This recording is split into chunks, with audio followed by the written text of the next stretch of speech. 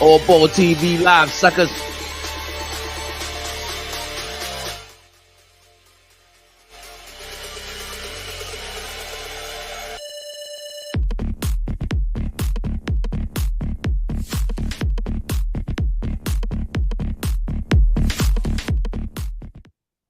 Yeah, don't be scared. Don't be scared. We in the mix, baby. I need to put the thing on live, man. Knicks Talk Tuesdays. If you in the chat, let me know if you can hear me pretty clearly, because I hear myself. Really. I was in a bad mood, but then I drank some coffee, and I started playing that music. AllBallTV live, suckers. Yo, we get in the chats early. Who's in the mix? Oh, yeah. Oh, yeah, Turbo. Get ready to get in here. Pause. Can you hear me? You good, bro? Thanks, Turbo. The link is in the chat. Don't be scared today, baby. I got to face the camera like this because I'm bougie, baby. Oh, what an awful day. Last night was awful, man. That shit was terrible. Last week, I think I stood here. I was going crazy for us. I can't stand it, man. Just an awful loss by the Knicks, man. Disgusting. I think we all heard it. We all saying the same thing about Thibodeau and Julius Randle. I'm sorry, man, but this music got me.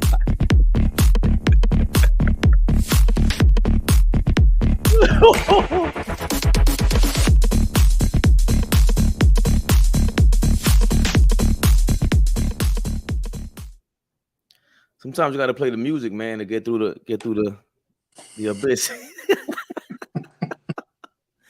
Yo, Turbo, you can hear me clearly with the mic? Yeah. You good, bro. You good. It sounds good, or yeah, you good. Do I sound better normal? How I normally have it? Nah, you good. Nice. I can hear you loud and clear. Appreciate it, man. Yo, I needed the coffee and that music. Yo, what's good, Danny Sports? By the way, Danny Sports, when we go on IG Live, a lot of times we can't. It's hard to comment because we're streaming it from IG and bringing it to YouTube so you can see it. And then somebody might not be live, but I see you always showing love, Daniel Sports. Daniel Berry Sports, got to shout him out. 1,000 subscribers on YouTube. I see you doing big things, Daniel Berry Sports. Big things you doing out here. I'm way too excited about these Knicks, right? Turbo, I shouldn't be. I was depressed the whole night though. I can tell. I was like, I wanted to. I said, oh boy, you know what's so funny? Because I was out, and then I was tapping in at the same time. Mm-hmm. I think AllBall said something about JR, and he had a sad emoji. I said, oh boy, the Knicks are getting their ass kicked. I said the Knicks must be getting their ass kicked. He said that. It was bad. I came in the fourth quarter. I'm like, okay, they down by 10-8. They they competing. But then I see JR. I mean RJ Barrett. Well, I said JR. RJ Barrett. You keep saying JR. I'm like, who the hell's JR? I'm thinking you're talking about your homeboy or something. Now RJ. Yo, he be throwing up shots and just be like, yo, where are you throwing the ball to? It's like it don't look like he looks at the basket when he goes. He throws up shots like a 5-year-old would throw up shots. I'm like, what are you doing? And then Randolph, my brother, it's time for you to go. It's time for you to go. Like now you're really being a bonehead.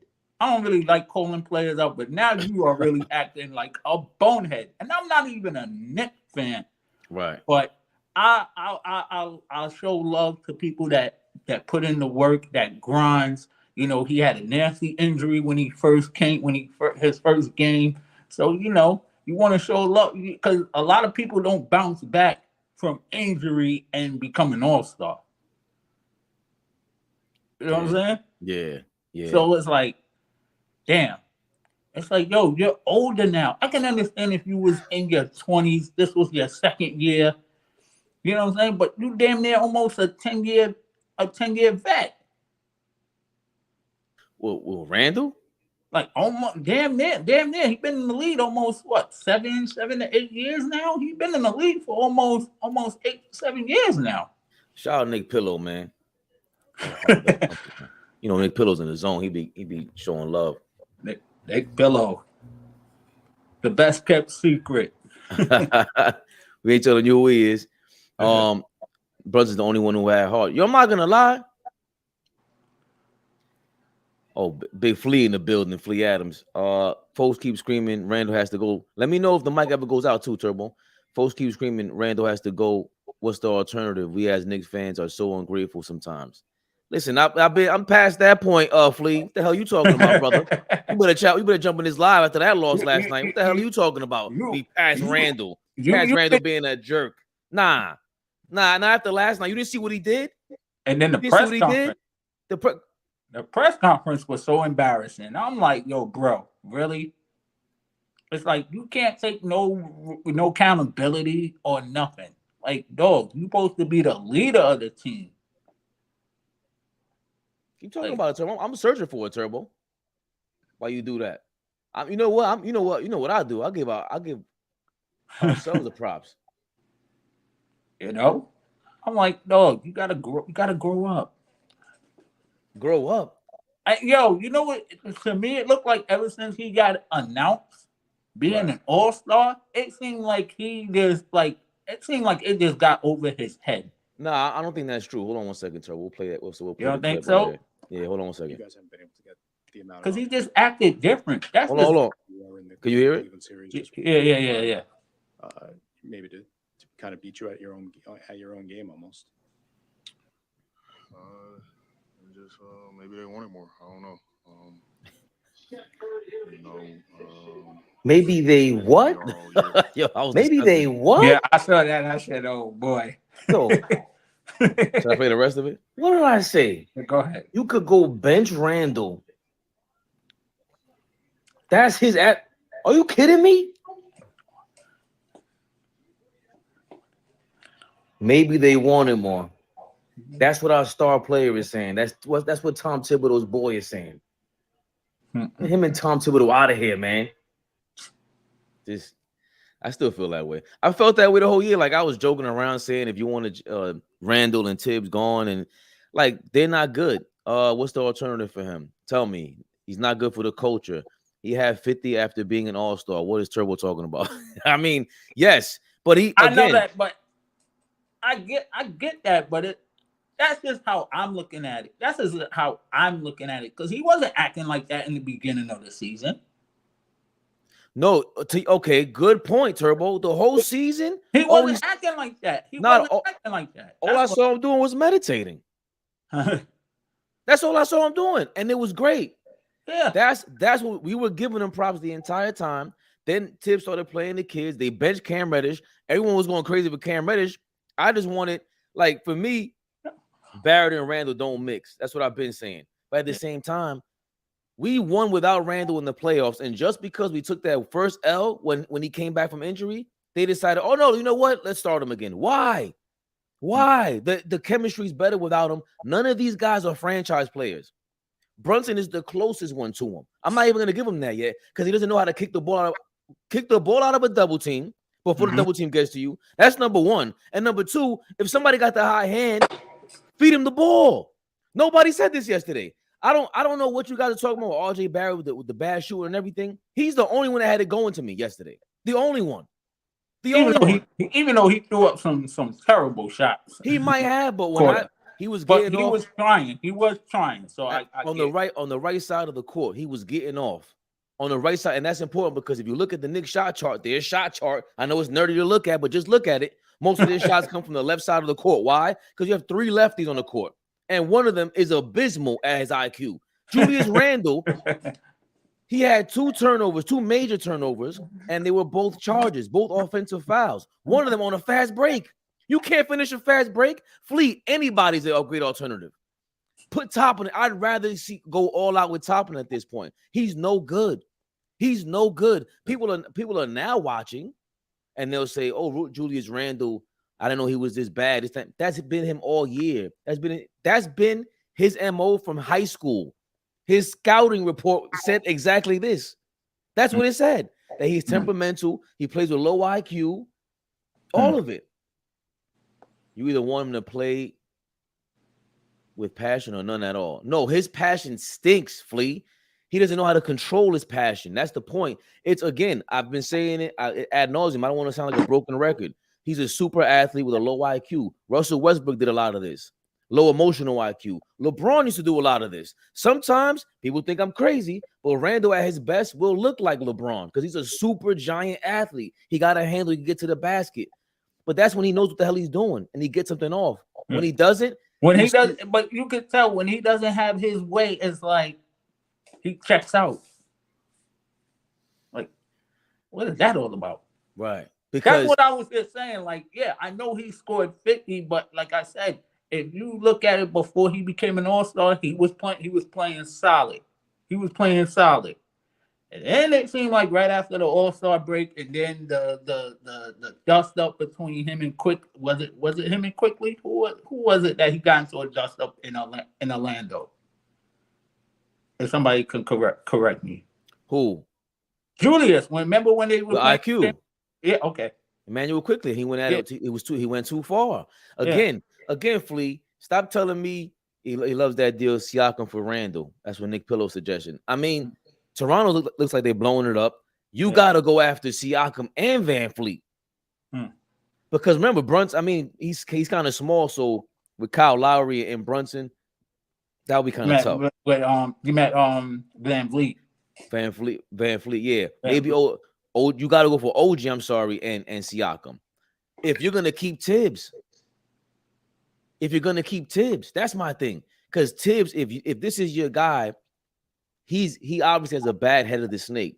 Pause. That's his guy, is Tibbs. I mean, is Randle. And Randle's not good for this. He's just not. He's stuck on him. I don't care how many mistakes Toppin made at this point. I'd rather see them. He finally played McBride, but played him at the wrong time. He finally brought out the lineup with Grimes, Hart, and Brunson. You bet that was his big change was benching Hart for Grimes. That was the big change. That's what he saw was, no, you got to bench either Randle or Barrett. They don't mix together. And then you get one of them against the second unit. And Randle, doesn't matter what unit he plays against. He's just low IQ. Just his emotions get the best of him. It's not about passion, Flea. That is not passion. That is misguided. He did. He what? No. He was an all-star 2 years ago. If y'all want to get rid of our best player, make sure we have a solution. Bro, I don't understand. Like, I'd rather build without him. Get rid of that salary. I don't even understand. And the salary cap's going to change. You're only going to be able to have 2 stars in the future. And those are one of the 2 stars that you want on the team? Nah, man, get out of here. Get out of here. Like, that's how remember, there's going to be no more super teams. I hope everyone realizes that today's playoffs is a preview for the next 3 or 4 playoffs, minimum, because they're changing the salary cap. They're changing the way you can trade for players, everything. It's over. There's no more super teams. Even if they draft them, it's going to be harder to keep them. That's what Draymond Green was complaining about. So this is the guy we want to be stuck with. Why would I want to pay him? It was a mistake giving him more than 2 years in the first place because at the time, the Knicks were signing everybody on 2-year deals to get rid of those deals quickly. No pun intended. And it wasn't like Emmanuel Quickly was going to be a big deal anyway. Everybody's not showing up. Like, it's not just on Randle either. It's Tibbs. Tibbs is not showing up. Getting just outclassed by Spoelstra, man. This is bad. I've been saying this since the last 3 games. I gave him 2 games. I'm like, oh, he's not seeing it. He's not seeing it. After Randle came back game 2, right? Because he missed game 1. Yeah. Did he start? Yeah. He did. At the Garden. Yeah. And we won that game, so we got gassed up because we had that fourth quarter with the Hartenstein, Randle, Hart, Grimes, and Brunson lineup. That's the one that went on a 21-7 run. He tried putting him in there yesterday twice, but he left Mitchell Robinson in there. Mitchell Robinson can't rotate with them. Jimmy Butler. Too slow. He's too slow. Too slow, and you have to be very tricky if you put him in there. Like 5 rebounds in game 3. Son, y'all got killed offensive rebound. The offensive rebounds killed y'all. Offensive rebound, like I think there was like maybe 4 or 5 possessions Miami got. 4 or 5 possessions. They have 4 or 5 offensive rebounds in one play. Yo, that was disgusting. I know. That's what we were supposed to be doing. Yeah. Like for Spoelstra to sit there and go, you know what we're gonna do? We're gonna take away their strength. And after we take away this, they're done. And he's right. I've been saying that from the beginning. Our strength on offense is it's one-on-one. We stink. And the only reason we do anything is because we get offensive rebounds. And we extend the offensive possession. And then what happens? Now you got to spend less time on defense. And we're really not that good on defense. We just need the speed out there and the rotations with the younger guys. Because Randall's not doing that. Yeah. That's the part that you're not. I said it yesterday. He's out there. He don't rotate. He stays in the paint and he misses the rotation. And the Miami Heat know it. We're gonna make the extra pass. They're playing for the extra pass. The Heat. Why are we doubling Jimmy Butler? Yeah. What sense does that make? For what? For what? He wants to get rid of the ball to get a better one-on. Why do we know this? There's no way Tibbs does not know this. This is when I start believing in the gambling god. I thought, like somebody said, yes, was it Nick Pillow? No, shout out to Phoenix Play Z. He said that the mob got to be running the Knicks. They do. I can agree. I can agree to that. I can agree to that. Rappers don't even know what they want to do. Yeah, I mean that's true. That's tough, Nick Pillow, because Masai Ujiri can leave at any given time. He's not a schlep out there, and that money he's getting, that's Canada money. They got, I don't know if they tax him differently, but especially him, I don't know if he's yeah, they have to. He's Canadian. He's going to be in Canada, so he might want to leave. I always say he has an out to leave to go to Obama. Obama is going to be like a president or some sort of representative in NBA Africa. And Masai Ujiri is, I forgot what part of Africa he's from. I hate saying that, by the way. He's African. Like, that's like someone calling him South American. Okay. What the hell does that mean? Like, there's like 20 countries over there. Yeah.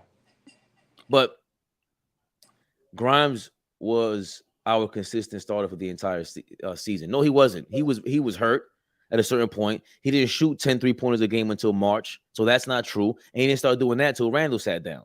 So that's not true. Like, that's not true. Tibbs does not get – it's Tibbs. It's always been Tibbs. I've always had an issue with him.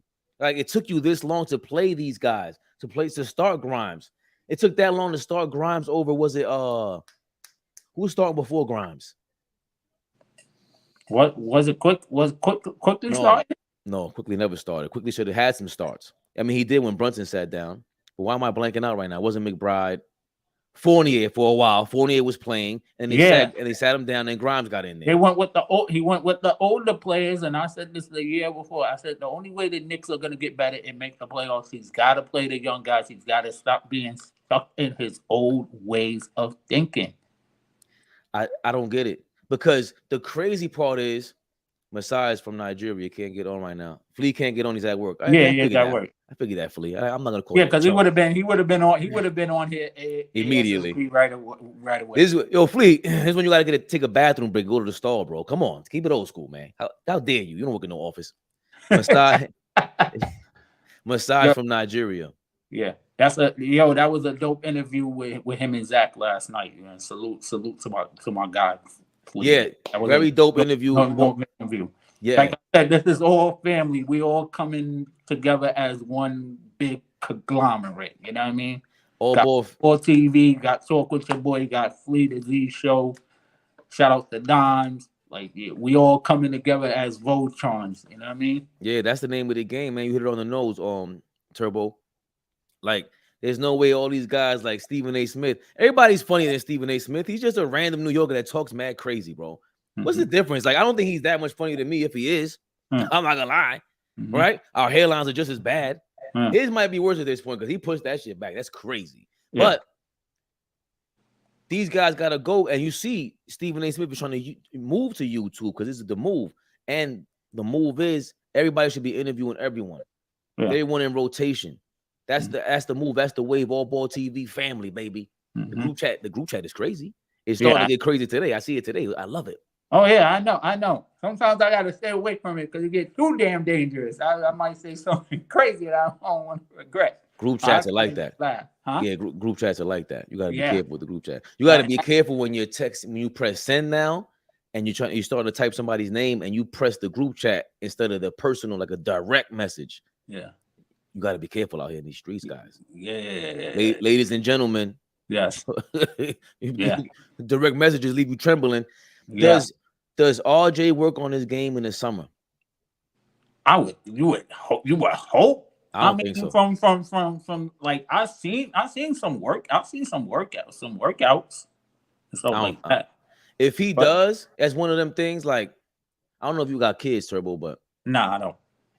When you have a kid, right, and then you be studying with them, and they come back with like a with the same grade, you be like, "Yo, we were just practicing that." Yeah. Every day. What are you doing? Yeah. So it could either be that some people have a stunted growth, some people get nervous in game. Yo, and speaking of YouTube, have you ever seen a show called the Stunting Growth? No. It's on YouTube. I forgot the guy's name, but yo, he does a great job. He does a show called Stunting Growth, and he breaks it down like why this player didn't make it. He'll be like stunt number 1.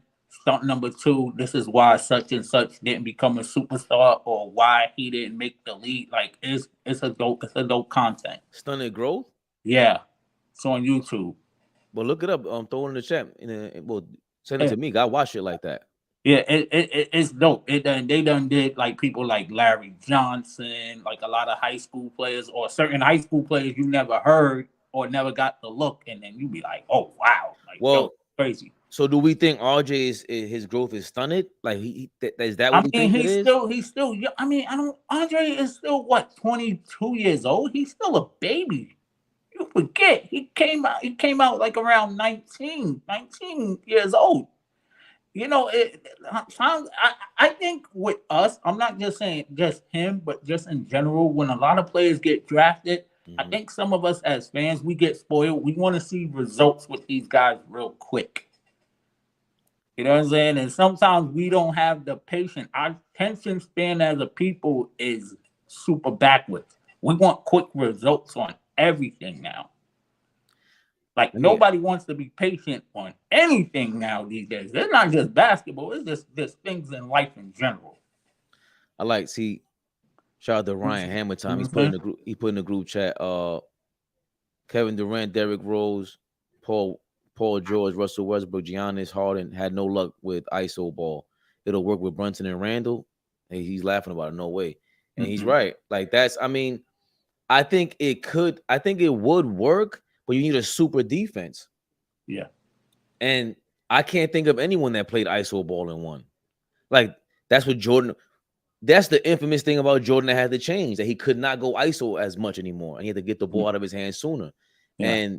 And it's tough because it's yesterday's game. I'm sorry, I don't know what y'all are talking about. That was on Brunson and me not letting Barrett go off. Barrett was coming down court on fast breaks, finishing on fast breaks. He was putting them in foul trouble.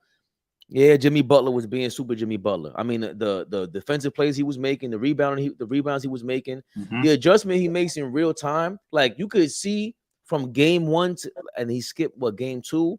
Yeah. So I want to say game 3 when he came back in, Josh Hart is guarding him, and people were saying he'll give him a hard time, but you can see his post game on Josh Hart, the way he measured his jump hook on him. I can tell he missed one jump hook on Josh Hart in like game 3, and I haven't seen him miss that jump hook at the pace since because he measured it then. He's just a high IQ dude. Like we'll get to LeBron later on in a second. Like clearly LeBron is a savant, right? Yeah. But Jimmy Butler might be one too. Yeah. Sometimes we overlook people's smarts because they're not the super athlete. Magic Johnson, Larry Bird, okay, they're savants, okay. But what Jimmy Butler was doing, his pace, the way he measures the game, the way he kicked the ball out after the offensive rebound that we got. He stays on the ground. He stays on the ground. He busts you on the ground. He don't beat you with athleticism. He's like a small version of Zach Randolph. In a sense. Zach wasn't the leader that this guy is. You know what I mean? Like, I see what you're saying. I mean, no, you don't think he was the leader of that Memphis team? I mean, he's the reason why that Memphis went to that level. Remember, they couldn't get out the first round until he got there. Tony Allen, there's a bunch of them though. They had a crew. Tony Allen, yeah. But I think Zach was known. I don't want to call him a problem because I think he cared about ball, but I think Jimmy doesn't get the credit he deserves. I just seen a couple of interviews or clips with Jeff Teague and Karl Anthony Towns. Now they're talking about the Jimmy Butler incident in Minnesota, and it's like he's confrontational about basketball. Like again, that's the thing with Zach Randolph. People were saying before, maybe off the court, whatever. And I don't think he's Randall. Like Randall is the epitome of the opposite, where he's confrontational about non-basketball things. After a while, it's like, bro, this is all ego. That's true. But but if you needed a teammate that was going to protect you at all times, Zach Randolph, right. Good point. He's like one of those teammates that's going to go all out for you on the court and off the court. Great point, because remember, Randall shoots so many jump shots. It's like he needs to be watching some Zach Randolph tape. Like Zach Randolph wasn't just playing tough with the ref. I don't remember Zach Randolph going off on a ref ever like that. No, ever. Like it doesn't come to mind. What we see constantly is him punking like DeMarcus Cousins, punking the big dogs, Kendrick Perkins. Yeah, like that's what we see. We don't see that from Randall. You don't even got that. Yeah, you don't even got that. This big mother, Turbo, you that big and you ain't punking these dudes in the heat. They should be in fear of you. They should be totally scared of you, and he doesn't have that in him. That's how low IQ he is. That he's just sitting there talking about maybe they just wanted more than us. Like what player would say that? And I guarantee, God rest his soul, if Kobe would have heard that, he would have been like, "Yo, bro, what the heck are you talking about?" I had to apologize to Devin Booker because I said maybe you're allowed to put the Mamba jacket on. You can put the Mamba jacket on. Julius Randle is not allowed to talk about Kobe Bryant ever. I forgot you even play with Kobe Bryant. The way that you act is it's so non-Kobe Bryant, like it's crazy. Like and it's we're just frustrated as fans because we've seen it all year. But there's just no way the lineup change has to be him. He's cancerous. If he came off the bench, Draymond Green came off the bench. Yeah. Jordan Poole was in and out from the bench, sat back down. He's having, he's another head case, apparently, right? Steph Curry came off the bench. Yeah. If they told Jimmy Butler to come off the bench, you think he would have an issue with that? No. I don't think so. Yeah. I think Spoelstra would be like, I think today we're gonna throw him off. Like we're gonna put you as a doubtful for the game, and then we'll bring him off the bench.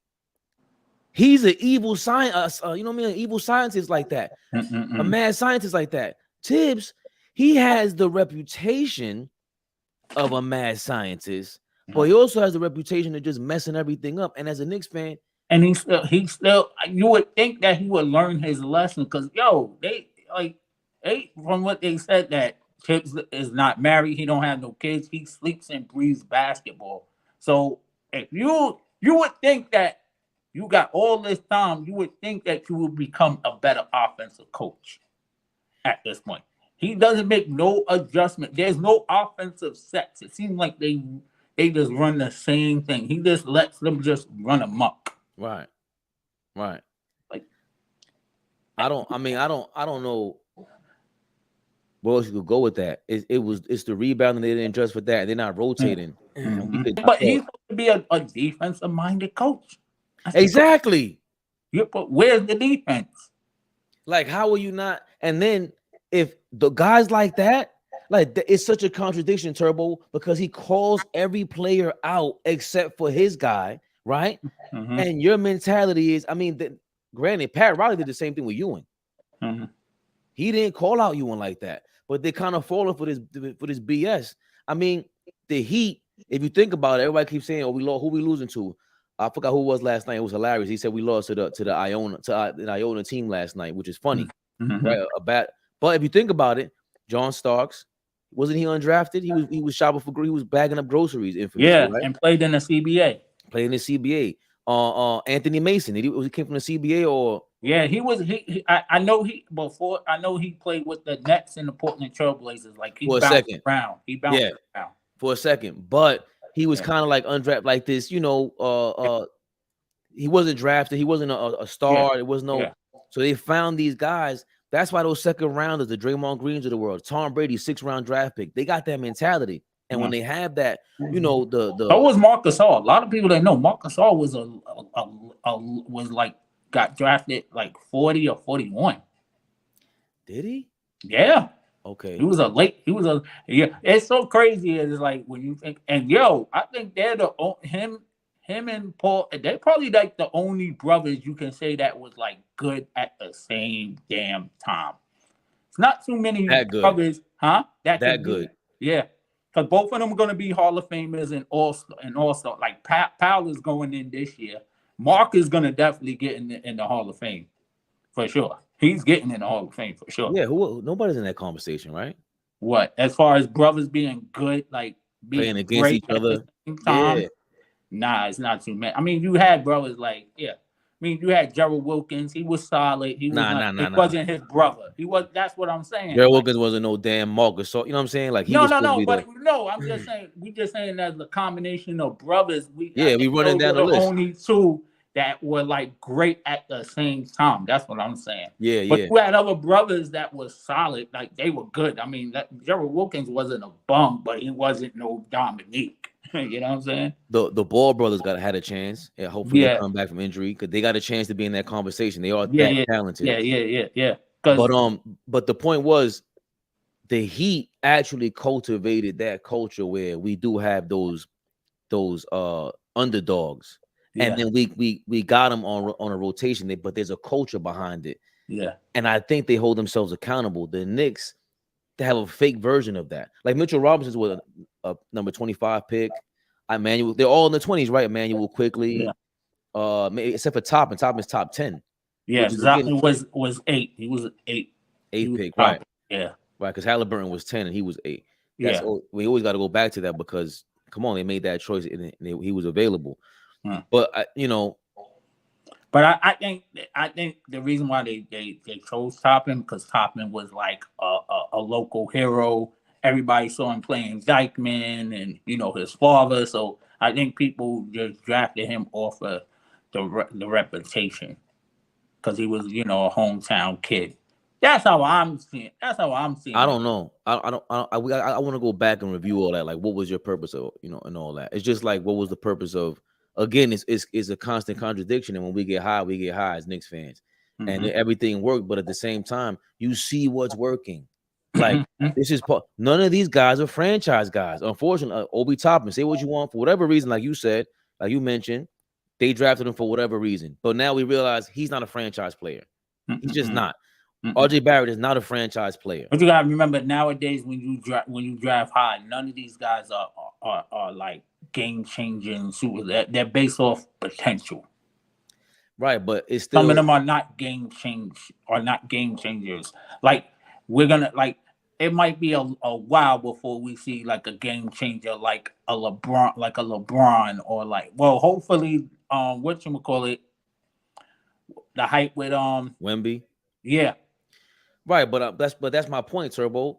Since it is like it's a $1 billion business, and with the Knicks, all we want to do is be competitive and be smart. Like anybody you speak to Dom Dropper, he always says, I can't front like the New York fans out of anybody, they're the smartest fan base. Like I always hear that, and it's because there's so many of us arguing. Like I tell everybody, all these fan bases, they copying us because it's 8 million of us here arguing about dumb shit all day long. When we talk about basketball, we argue like the crux. We want to, we go at it with everybody on any corner, at the bar, at work, at the water cooler, in the stall. You be yelling at somebody like, what? So we're very competitive when it comes to bat. We're like a big basketball savant. Like it's and it's kind of crazy to like go back.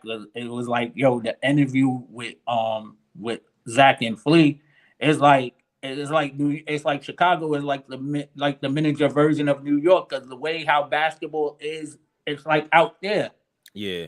It's very similar and like very competitive in that way. But going back to the point, Yeah. Miami embodies how they consider our fan base being smart, because Duncan Robinson, they paid him $90 million and they benched him. And now what happens when he goes back out there? He's like, yo, they might bench me. So he responds. So, and everybody keeps saying, because I've heard ball players say that, like, shout out to Jared Harrington. He was saying, if you Julius Randle, how do you reprimand him? Well, you bench him. All right, well, I'm gonna make my $90 million anyway. I'm gonna sit on the bench. I'm like, then that's how you figure out you don't want that guy. Mm-hmm. Like, I don't. If that's how he responds, and you're scared of that, then you're the problem. Mm-hmm. If you're scared of your player, you're the problem, and you're supposed to be this tough guy. That's what makes it so crazy to me. So Spoelstra and them and Pat Riley, a big reason why Spoelstra is successful is because Riley's upstairs. So it's the same thing with Tibbs. The only reason why you got your seat is because of the guy upstairs. You guys are a family. That's the only reason why you're in this seat. And he doesn't, and he acts like it. Yeah. He acts like it. Yeah. It's like, hey, it's more like he's playing it like, hey, I'm safe because I got my boys are gonna back me up. It's kind of like that approach, right? So but when then that can be dangerous at the same time, because then people are gonna be like, wait a minute, I know that's your boy, but you got to hold family accountable. So. What you mean could be, Turbo? That's what's going on. You got to hold your family accountable. No, that's the problem. Like. But that's what I'm saying. You don't think that what we call it holds him accountable? He just like, I don't. I mean, we don't know what goes on behind. I think that for a while they go back and like they send these messages. Like, you got to read between the lines with them sometimes, because when they signed Kemba Walker, and then you saw how the way that Cam Reddish, because I don't think he was a Tibbs guy. Well, I don't know. No, from what I heard that Tibbs wasn't a fan of Cam Reddish. Of the trade, the organization was high on him. Tibbs wasn't. What, after they got him or beforehand? This is before, from what I heard. From what I heard. So now imagine if that's true. On top of that, you get Kemba Walker, who, for me, they were trying to look for that Derrick Rose type.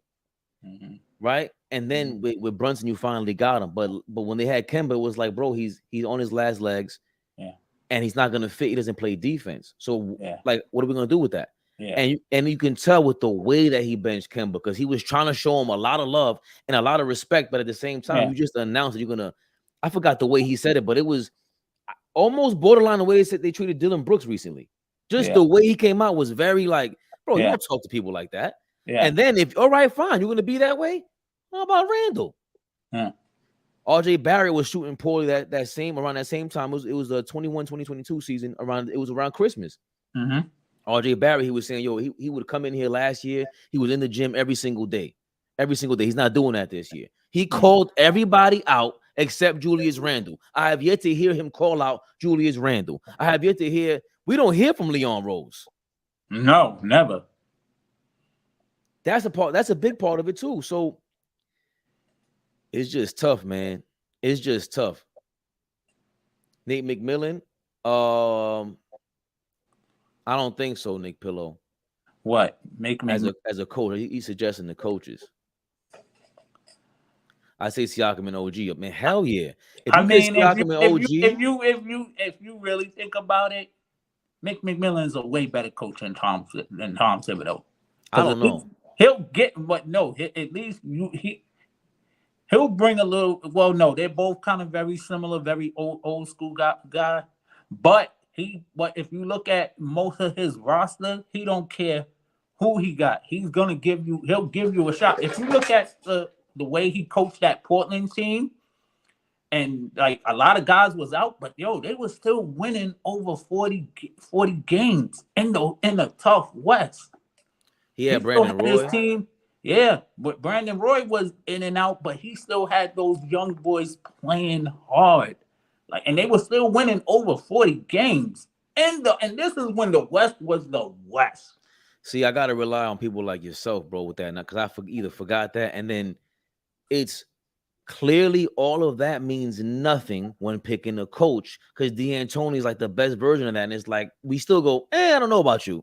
Like, you know what I'm saying? Like coaching is people have this like when they have strong opinions about them, like unless we go through this experience with Tom Thibodeau and we know for a fact, like, we don't, dog. You get stuck with these rotations. I know you're. But you gotta, in these days, you gotta be more offensive minded. That's why I give much respect to Mike Brown because he had to change the way if he was gonna still be it. And Mike Brown is still young. It's not like he's 60 years old. Mike Brown is only 50 years old. Granted, he was trying to make some adjustments. Like that's a great point. That's the guy that we saw. Like we always talk about. He was stuck in his way, being more defensive minded. He had no sets or nothing. But I think him being around that Golden State culture, being under Steve Kerr for 7 years, he understood the offense. He understood like, I can't be too hard at certain times. I have to know when to relax. I gotta let my players make mistakes. I gotta let them run their own plays at time to time. Stuff like that. I also feel like Mike Brown doing that. We also talk about again. We never talk about the coach and the general manager and the owner changing because the players are the face of the organization. So LeBron, when he changed, he started getting better within the perimeter or underneath the 3-point line. Kobe Bryant, we saw him change from just being a chuck to involving his teammates and motivating and be more of a leader. And we mentioned Michael Jordan, but Mike Brown has gone through that transformation as a coach, as opposed to a D'Antoni who we know gets stuck in his ways and Tom Thibodeau who's stuck in their ways. Yeah. Another name Nick Pillow threw out there is Frank Vogel. I'm sorry, I don't know. Again, like he's championship material. That Pacer run was pretty good. Yes. In a weak East, of course. I think he coached Orlando before he went to. Yeah. Did he coach Orlando and Sacramento? He coached Orlando. No, Orlando. He was in Orlando, then he got fired. That's kind of crazy. How you get fired from Orlando? Everybody gets fired at Orlando. They just collecting their checks, Orlando? They collecting the pretty much. Yeah, pretty much. Because shout out to what's his name? He was an OG vet, and he's still playing at 48 years old, still busting some of these young cats. Catino Mobley, he was saying that when he got he said we were in first place. He said that year, that 04-05, and this is when Grant Hill was coming back being an all-star. He was like, we were in first place, and they traded me. He was like Donnie I forgot his name. He was a black coach. He said they went at it or something like that. And he was like, and then he got traded and then they went downhill ever since. He was like, first place in Orlando. Johnny Davis, that was his name. Damn. It was like, they went at it. He was like, we were in first place that year. And that sounds like the politics of the game. Like you don't know who's doing what, and Orlando is not generating as much money as the Knicks. You know what I'm saying? You're doing that to collect whatever you can. Like I'm doing a report right now, a video on that salary cap, bro. People are not talking about this, and a part of it is if you think about it, the Knicks have MSG. The Nets have SM over here, the Yes Network, right? They're on the Yes Network. Yes. The Lakers they're all on the Fox channel, the local channel. The Clippers have Clipper Vision. Yeah. So you have a bunch of these the major teams. They're gonna like Giannis. They have to come here because they get a bigger piece of the cut because they're gonna get a cut of that money because they generate more money, and now it's part of the deal. So there's so many like the Orlando Magic. How much money do you think they're gonna make off of a deal like that? You know what I'm saying? Like, it doesn't make any sense. Does Tibbs have no power?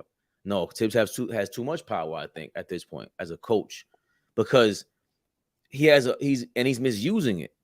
You have too much power if you're the head coach and you don't know how to tell your best player to sit down. If that is your best player, you don't know how to delegate or recognize that the best player changes from game to game sometimes. Like if you have Kobe on the team or something like that, of course.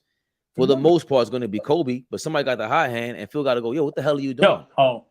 But you gotta remember. Remember, he was the GM and the coach at Minnesota. Yeah, now that's too much power for somebody like that. Yeah. And Doc Rivers was the same thing on the Clippers. That's too much power for a guy. But again, I think it was.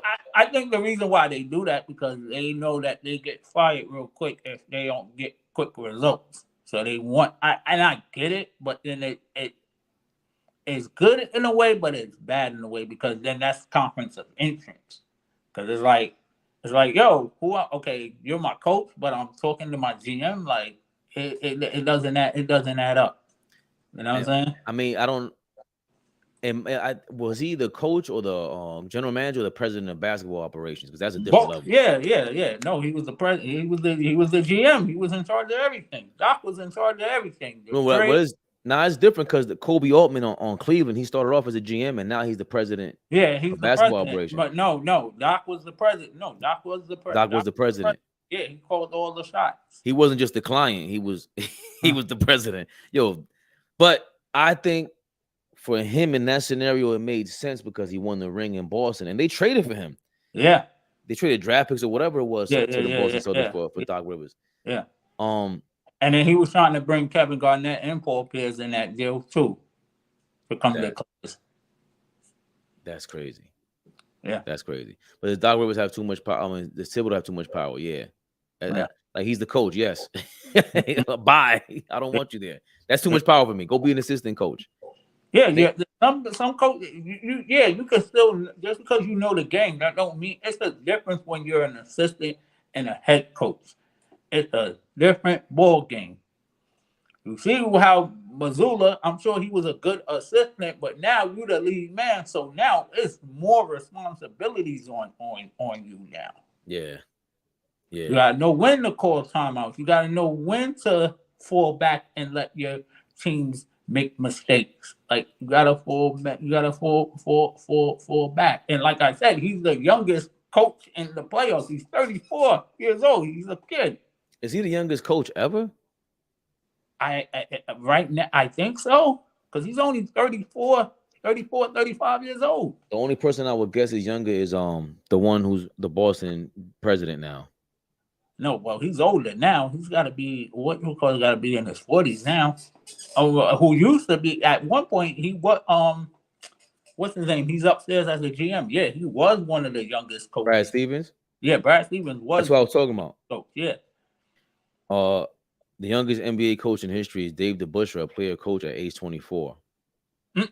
Wow. Are we counting that? Like a lot of these, that's why I say I'm sorry, old school people.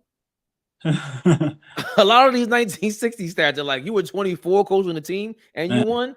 That kind of show like you can't be a coach and a player today. Heck no. At 24? No. Oh my gosh. Right, at 24. You would have to be right now. Let's say, who are the players that can coach a team, you think? We're going to rank them. At what age? Any age right now. Who would you go with? Like you think NBA player? Yeah. I think the first one is obvious. Of course, it's talking about LeBron. Yeah, that's obvious. I'm going to surprise you with my number 2. What? Who? Jimmy Butler. But I think his players will want to fight him. But that's who doesn't want to fight a coach? We've seen that before. Yeah, that's true. That's true because I'm sure there was times that Gary Payton and George Karl wanted to kick each other's at times.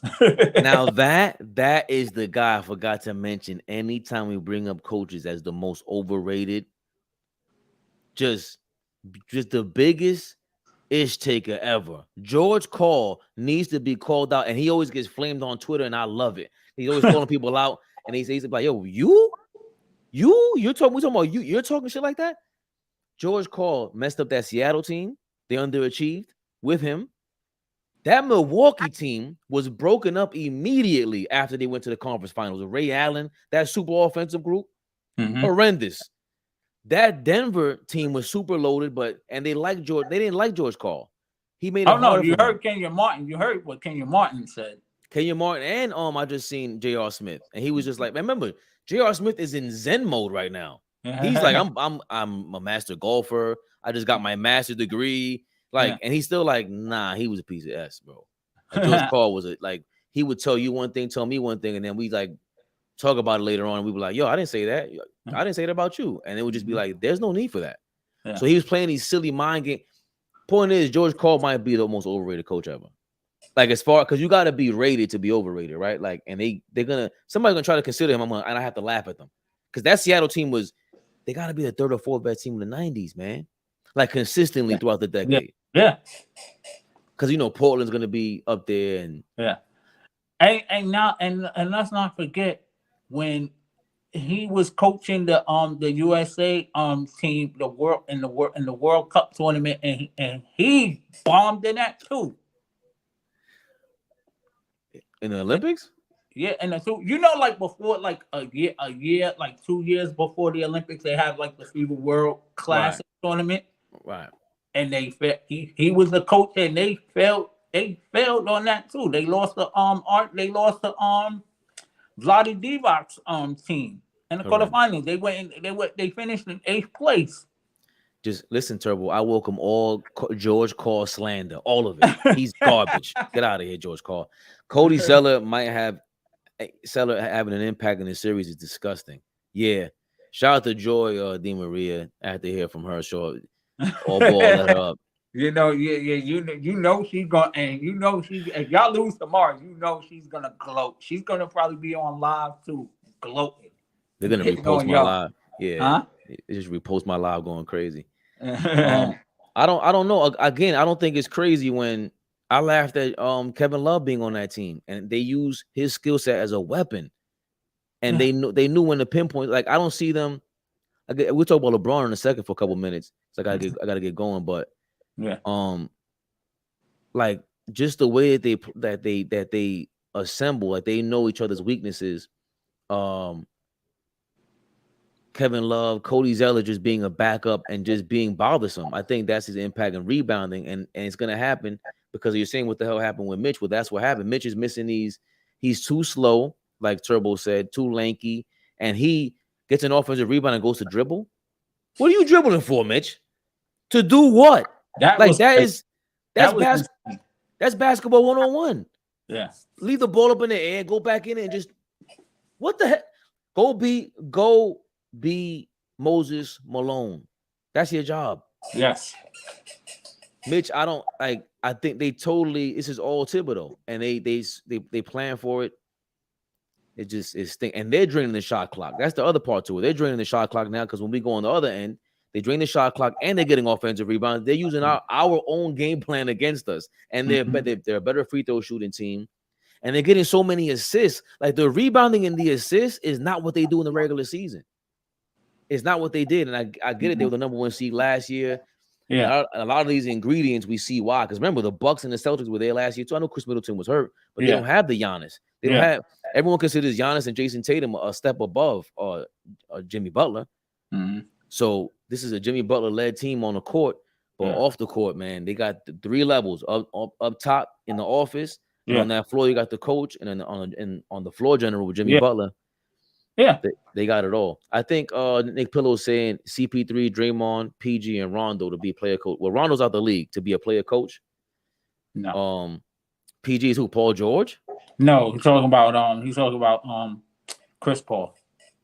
No, he said PG, CP3, Draymond, PG, and Rondo. CP3 would be like the player coach version of George Karl, because they don't like him either. Kenyon Martin and them guys, they kind of think he's a little sneaky. Yeah. Yeah. And Draymond. Oh, heck no. He'll probably punch all his players out before he comes into the gym. Yo, hold on a second, but have you seen this guy? Your man, hold on a second. Your man Jordan Poole. You haven't seen the clip? No. They were saying after the game he didn't want to speak to the media or whatever.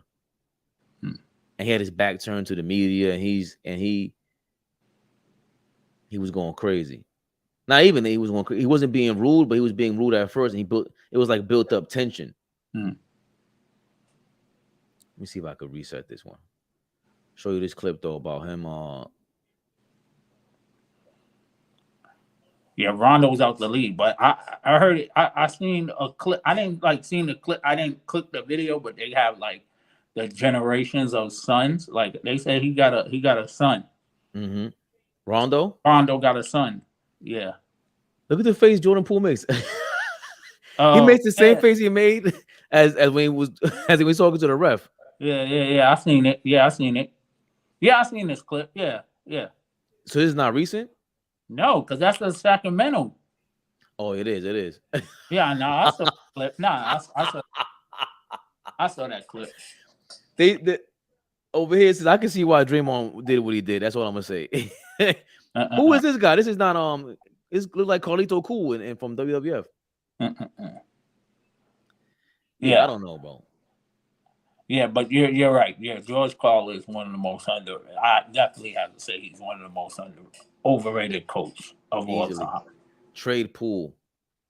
That's what Nick Pillow says. I don't know if they can now. 0 points yesterday is wild. Clay was garbage too. Yeah, he had 0 points, 8 minutes? You got to catch that game with the Lakers? Yeah. Lonnie Jordan Walker. Skywalker? That's what he was looking like last night. He looked amazing, man. He looked amazing. Yeah. What'd you feel about the game? It was a good game. It was one of the best games. It's been one of the best games. One of the best games in the playoffs after these 2 nights of blowouts. Right. But I think both games tonight with the Celtics and the Sixers are gonna go down in the wire. I think the game in Denver is gonna be very interesting. So I'm in tune for that. Cause my uncle was like, "Yo, man, Denver's going give it to Phoenix." I'm like, "Nah, don't." I'm like, "Yo," because if you really look at it, and this is where I give Monty Williams his props, because he was like, "Yo, I'm going more with a defensive." He was trying to go more with a defensive team, but he knew it didn't work. He knew he had to play Terrence Ross and Larry Sherman and TJ. He knew that he needed more offense to go with Booker, and you see it works. Like you said, sometimes you gotta just swallow your pride and say, you know what? Let me just jump the ship. If I lose, at least I went down trying my best. And that's another. I'm gonna give Monty some credit too, because you gotta remember him and CP3 when he got his first coaching job in New Orleans, and he even said it. They said, "Yo, why is y'all relationship better now than back then?" He said, "Yo, we both was young. It was my first coaching job. I'm come from that San Antonio tree, so I was trying to bring that San Antonio culture into New Orleans, and it just didn't work because Chris Paul wants to run things his way. He's a floor general, you know what I'm saying? So he was like, "Yo, that's why we have a better understanding." And plus, they're older now, so yeah. So specifically that helps. That helps too. You know what I'm saying? Chris Paul being older now, and also but they're gonna be in the same conundrum as the Knicks do suck, Barry. Yeah. With with Randall and the Knicks, it's not the same because Randall isn't in his physical prime. But CP3 is gonna have to see mentally. He's in his mental. He's a veteran. He's gonna have to lead like the guys off the bench. Yeah. And even then, like, what is he really good at anymore? He needs to take. I've always felt like he hesitates on making a play. Like whatever the play is, I don't care if it's a pass or a shot. Like he was a way better shooter than Rondo. So I never understood why CP3 held the ball for so long. Ever. Like him and LeBron. My uncle say that, and I'm like, how do you say somebody holds the ball too long and they're like the top 3 in assists of all time? But that's why. That's why. Because him and Rondo, they would assist hunt. They knew that it was part of their contract probably, and again they were fixing their assist to turnover ratio. Like I think I know for a fact these guys are doing that to they padding the books. They're stat padding. Yeah, and it just takes away from his game because I think I said the same thing about LeBron. He would just hold the ball, wait for the play to play out because they're super smart dudes. Rondo, Yeah. The MO with all three of these guys is that they're super smart. Everybody Yeah. that ever talked about Rondo, CP3, and LeBron, same thing. They're Talking very about smart. basketball, Their yeah, IQ is very smart. Yeah, they hold. Because Marco was like, yo, they hold the damn ball too long. He was like, yo, ball movement all the time. Get it out real quick. It's easier and said and done, but sometimes you can't get the ball too quick because you don't know how the defense is going to react. Sometimes you may have to hold the ball long at a certain time. Not saying you got to do it all the time, but certain times you got to hold. You got to hold the ball in certain possessions because sometimes you got to wind the clock. Can't rush your offense all the time. right. It depends on your personnel, but I Yeah. always felt like his personnel, and it was like, Yes. again, it just seems to be they're fighting human nature because it's the same argument, the same topic. Like this is what Jordan is famous for. That's the famous story of Jordan. Is he had to give the ball. Excuse me.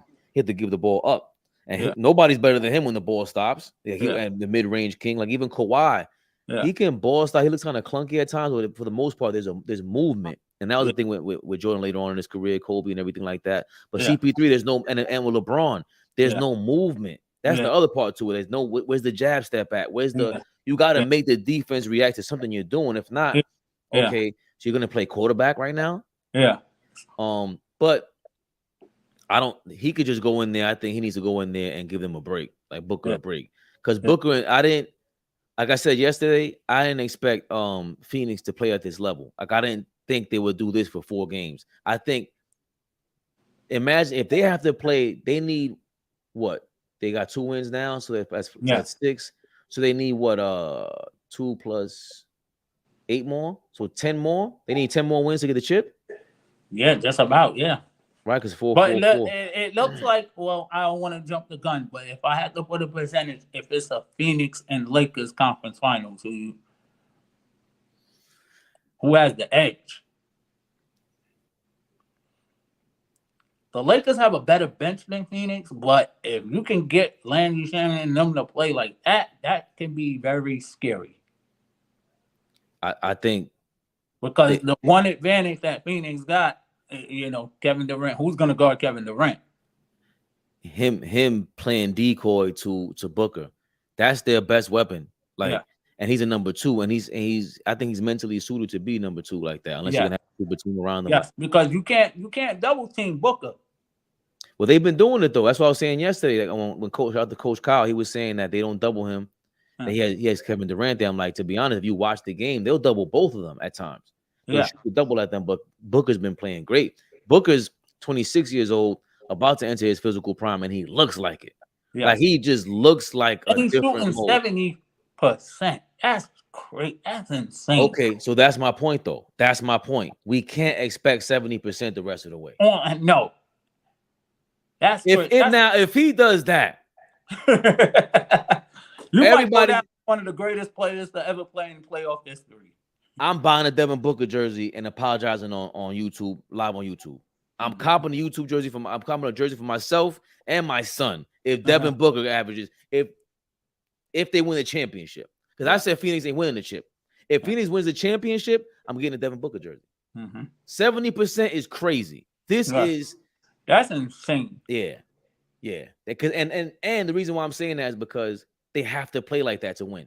Yes.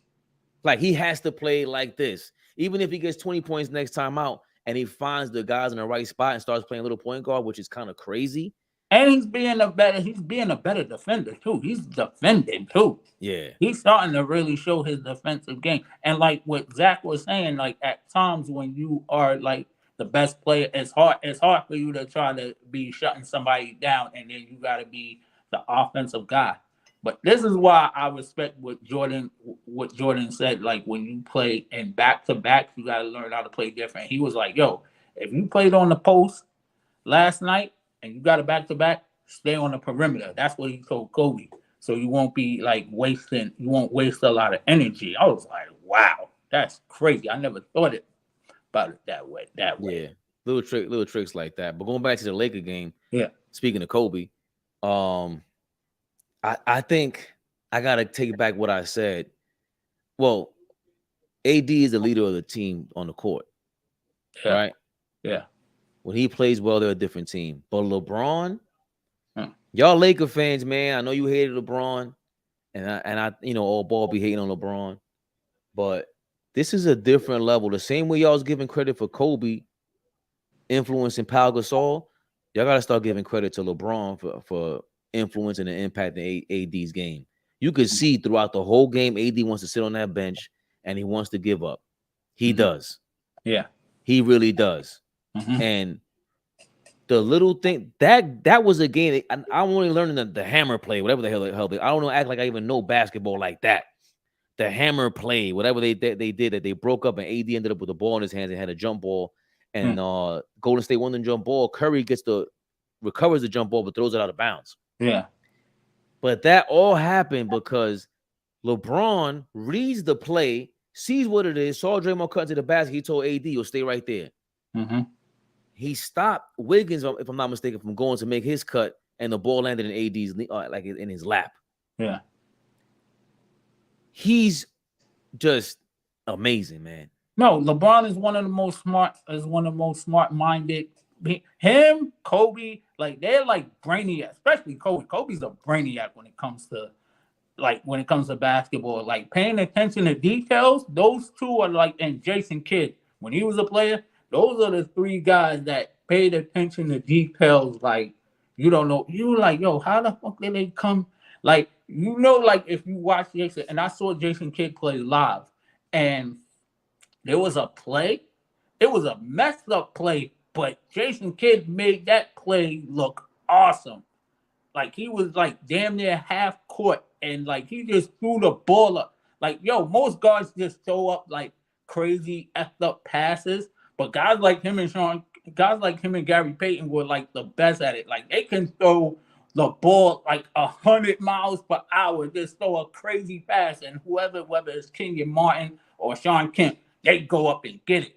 Yeah. You be like, yo, why is he throwing that pass like that? Like nobody can throw passes like. And there's a big difference between late 30s LeBron, late 30s CP3. Like he's just super athlete. Still to be like to move that way. And he can't even pass on the same level that he did before, but he's just making the right reads. I know Lonnie Walker's getting a lot of props for that fourth quarter. They don't win the game without him, but Austin Reeves showed up. Yeah, Austin Reeves. Yeah, that's why you didn't really need AD to really dominate. Nah, no. No, you did, but you didn't like in the fourth quarter. Like he didn't need to score. He didn't need to score crazy in the fourth quarter. No, it's not again. For me, it's not the scoring with AD that matters. It's more paying attention to details on defense. That's what I'm saying. That's just it. That's why LeBron is just always pushing him. You can see they always talking to him. And if they win, you're gonna have to give them more credit because LeBron is doing it without really being physically the same and just on another level. I don't know. I saw that they said they had less pick and rolls last game with Steph Curry. Yeah. I'm not sure if that makes sense, if it worked. Like that's the part as the Golden State Warriors fans, or if you're following them, I would think it's frustrating if you're not going with what works. They started Gary Payton last night instead of, and he played well too. Wasn't like he got I think he got like about 10 or 7 points. That's what up. What up, Turbo? Fabian. Money. What's going on, brother? What's good? We talking Lakers now. We're talking the Knicks earlier. We're gonna chime in on either one. But we're talking Lakers right now. I'm astonished with LeBron's play, just the way he was reading it. He really helped them last night. Clearly, Lonnie Walker, he carried that fourth quarter. The third quarter was Austin Reeves. They're not talking about either. Yeah. Oh, Rockstar in the building. No, LeBron's doing what he's supposed to do. Of course, you know when we talk about LeBron, he going fast. Yo, hold on. Yo, Mel, I'm gonna mute your mic because it's a lot of. I don't got the window open or something. Let me know when you want to talk. Go ahead, Z. My bad. No, I mean, some of us get criticized because we want to put realistic expectations on LeBron, but it was the perfect game again from him. Pick your spots, use your experience, guide your team. We saw it on the last play, how he was calling out everything that the Warriors about to do. And this is what we expect from LeBron. All of us that all we just try to drive the point home is that he's not going to be LeBron from, 8 years ago or 5 years ago. He's just not. But I love what Darvin Ham did with going back to Lonnie Walker. I don't know what he saw to finally do that, because Lonnie Walker got lost in the sauce when they made those trades. He was their third leading scorer for most of the year. So this wasn't like some, fluke player. But I'm more the Warriors play. I mean, the Lakers played their game plan. They played their game plan. I'm more puzzled by the Warriors and the lack of production from Clay and Jordan Poole at this point. And that's what's really been fascinating to watch throughout this series. Not taking nothing away from the Lakers, but I feel like the Lakers have a really good game plan and recipe to keep going forward in this playoffs. And I like what I see from the Lakers.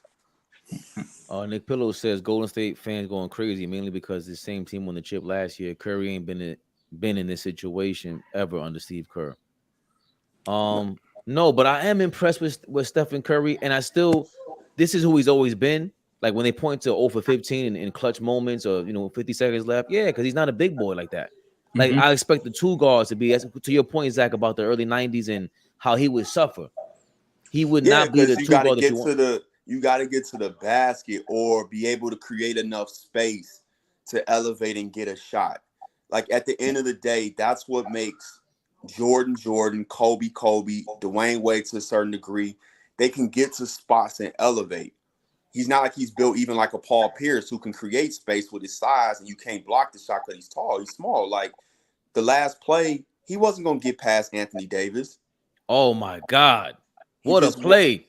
He just wasn't going to get past him. So he took the step back three because that was really what he had. Now, he almost made the one-legged step back, but look how tough that shot was because of his size. It's not knocking him. It's just what you said, Fabian. To me, it's common sense, especially when somebody like AD can move his feet and use his length to contest.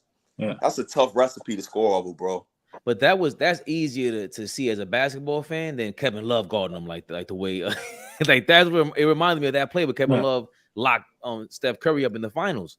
But now I give him a slight pass. People not want to hear it, but that's the year his knee, he was severely compromised. That's when he did the split in the Houston series, and his knee was just never the same. I don't know if a healthy Curry if Kevin Love can guard a healthy Curry, in fairness to Curry, but credit Love for being able to sit down and move his feet. It's just that Anthony Davis thing, that's a whole nother animal. And now I'm really asking the question, because I don't know if they can beat either Phoenix or Denver. I'm just looking at their, the other pieces. But, bro, if they're going to play defense like this, and that's why I wasn't being funny, it reminded me of the Baltimore Ravens. Play great defense. Yeah, like play great defense. AD is Ray Lewis. Vanderbilt is like Ed Reed. Trent Dilfer was an older quarterback at that stage of his career, very savvy veteran. He was right about that, though. Yeah, he was right about that. In this era, we always use football analogy with basketball and football are very, very similar. Because you gotta have the right. No, you're right, Turbo. You gotta have the right. You gotta have the right point guard, and you definitely have to have a solid quarterback. Because you can have, like you said, you can have the best defense in the world, but if you can't score, and that's what I was just telling, with the Knicks. With their coaching is like, you gotta be more offensive minded nowadays. Well, he's done. He's done. Go ahead, Rockstar. Go ahead, Mel, because we trying to understand what the hell you saying with your win. Where you going? To the top of the mountain? Nah, I'm going to the gym. Okay. when the series first started, I told y'all, I don't know what league all of y'all that picked Golden State. I said, I don't know what Lakers y'all think y'all watching. This is number one defense. Hold on. Let him gloat. They're up 3-1. Let him gloat. No, now let me speak the facts. This is the number. I've said it consistently. And then when I came on here cheesing Frank game one, you're like, why you cheesing? This is the number one defense since the halftime. And ain't nothing changed. Ain't nothing that they not been doing. This is what they've been doing, bro. Steve Kerr made the great adjustments.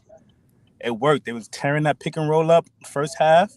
Darvin Ham adjusted second half. Golden State didn't go to the pick and roll as much, but this is what they do, bro. They've been doing this all season. This is why I've been high on them, bro. This is not the same Lakers team. Everybody give their excuse. This is whole different, bro. That's all I'm gonna say. Impressed. That great basketball on both ends, great coaching. This is great playoffs and so many series.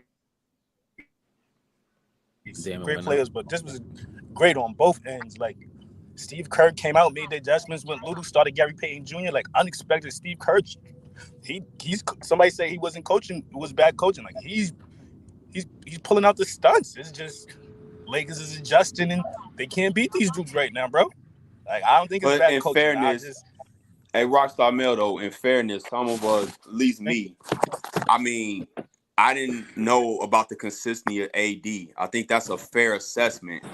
Like, we didn't know, and my thinking was, I didn't see Clay shooting it this bad either. So my whole point was, were the Lakers going to be able to score enough to even be able to be a defensive-minded team in the playoffs? You still got to be able to score, and who knew they was going to pull the Lonnie Walker card back out as well? So I think that was my criticism in trying to why I picked, because I didn't know if they had enough offensively to get past a team like the Warriors. And you probably gonna have to play now. You're really gonna have to play Lonnie Walker now in the next round. That's for sure. You might have to start him. I mean, if AD, to me, it's always been if AD's healthy and he's motivated. That's it. And then LeBron pushing him. I think LeBron is pushing him. Like that's what I was saying before. And then Darvin Ham. I think I've never seen this many fan bases. Like what fan bases? The only one I guess is Spoelstra and the Miami Heat. They're the only ones that give Spoelstra love no matter what. Like nobody else gives their coach love, and deservedly so. But everyone else, maybe San Antonio, because their relevance is not in the playoffs right now. But Darvin Ham, everybody gets smoked. Tyronn Lue and the Clippers. I don't care how much everyone gets smoked. The Boston Celtics with Ime, I think they were in favor of him. Even Brad Stevens, they were in favor of him. Yeah. Some people would complain about it, but the Lakers are just doing their thing, and it did boil down to AD being healthy, man. Like there's no way around that. Like what he does. So I said when he's healthy, nobody could do that in the league. Like, you just to stop every pass and every shot like that, or that most shots and passes around you. Yeah, everyone can't do that. Getting deflections, niggas scared. You see they go into the basket, double pumping. Like this is elite defense by mainly AD, but the whole. You know what I mean? And I think, if I'm not mistaken, Darvin Ham said he went back to Lonnie Walker because when they got down by 30, what game was that? Game 2, they was down 30. He put the subs in and he went out there and showed what he do, and that sparked his brain. Like, oh yeah, I maybe could use him. Again, Tibbs ain't doing that. Yo, I'm not gonna lie. I seen your post, like, niggas mad at what Julius Randle said, right? Maybe they just wanted more. But when I watch the game, I say the same shit. Like, yo, these niggas just won. I don't know. The Knicks, like, they outdoored the Cavs, and now the Heat is just outdoored them. Like, I mean, I guess you're not supposed to say it as a player, but you could look at when you're watching the game, the Heat just won it more, bro. But that's not what I'm mad at, Mel. No, they out rebounding them. Like that's just effort, bro. No, what I'm mad at is that not only do you think that, you act like that. Like, duh, they wanted more. What the hell you talking about? Of course they wanted more. What is wrong with you? Like, you can't just say that's your response. You're not mad. I get you. Right. Yo, right. Again, he said it so casually, like not even mad, not even right. You right. Like that's always my thing with Randall. It's like you get passionate. What are you getting passionate over? Over a bad call, what you think is a bad call. I've seen it from the beginning. All his when he goes crazy like that, he loses his cool at the end of games because he doesn't have a real go-to step. His go-to move is at the left wing, the top left wing, step back. Look, you know it. That's the only move he got. And then pray that shit go in. I mean, when it looks good when it goes in, but it's like, bro, you can't do nothing with that. Like there's no crossover, no nothing, and he has the ability. But then it's like since he doesn't have any moves. Now it's crunch time. How you gonna get to a game winning shot or he's more, not really. My bad. Go ahead. No, go ahead. I feel like he don't sit there. He don't analyze the game. He don't read the defense. He just get the ball and say, "Yo, I'm about to try to score. If I can't score, then he pass it." Like he not. Even though it's kind of tough because Miami, they suffocating him, but he not adjusting. He not letting the game come to him. He just trying to force it, and he's looking real bad. And that's your best player, second best player. Now that you saying that, remember before we were saying whether Steph Curry's a point guard or not. Okay, yeah. More players today have to have a more point guard mentality. I think that's the point we're trying to make, right? Like if you don't got that mentality, you're gonna suffer. The Knicks don't have anybody with a point guard mentality. I feel they was joking, right? I don't know if you watched it on TNT. There was like, should the Knicks play Derrick Rose? No. No, but what I'm saying, not play Derrick Rose, but that type of player. They don't have nobody who could really like create for others on multiple plays. I mean, Brunson got it here and there, but somebody who like shifty, get to the basket, dime. Like they need somebody who could create, bro. The worst part of last night's game was in the third quarter. RJ Barrett had it going. I don't care about how many bad shots he's taking after that. He's the only one getting it going. Brunson was more concerned with getting his going after that. After he's seen Barrett get, he's that hot hand. He's not only the hot hand, he's getting foul calls. Once you see that, you gotta let him rock. You gotta let him go because now he's putting you in foul trouble. That's just easy basketball, bro. But like I said it the other day, right? All balls, like he disagreed. I said like that's a problem you're not supposed to have in the second round of the playoffs. You feel me? Yeah. That's you're supposed to know like he going or like this is he rocking out even though it's my team, let him rock. This is not a time to like not knowing who to go to or not to go to. You feel me? Yeah, bro. Mel, the reason why you're saying what you're saying is so important is because if Brunson is that guy, we all say, yo, he's the leader. How are you gonna go to Randall and say, yo, chill out? Well, he's gonna turn around and be like, nah, how come you chill out?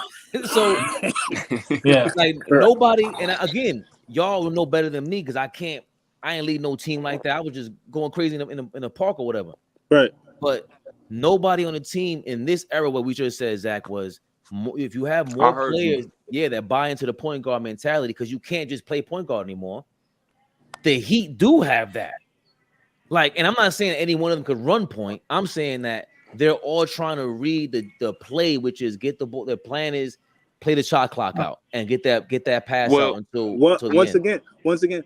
I said other day. I said the Knicks, they don't have an identity. Feel me? So they don't know who's going to do what when it's time, when shit gets tough. Who's going? It's just they hoping for. Whereas to the Heat, listen, you shoot, you create open shot, you shoot. We're gonna swing it. That's the identity. Everybody's I'm gonna disagree, and then everybody's happy with their role over there. I'm gonna disagree. You know why? Because Grimes is shooting 10 3-pointers in March. I sound like a broken record.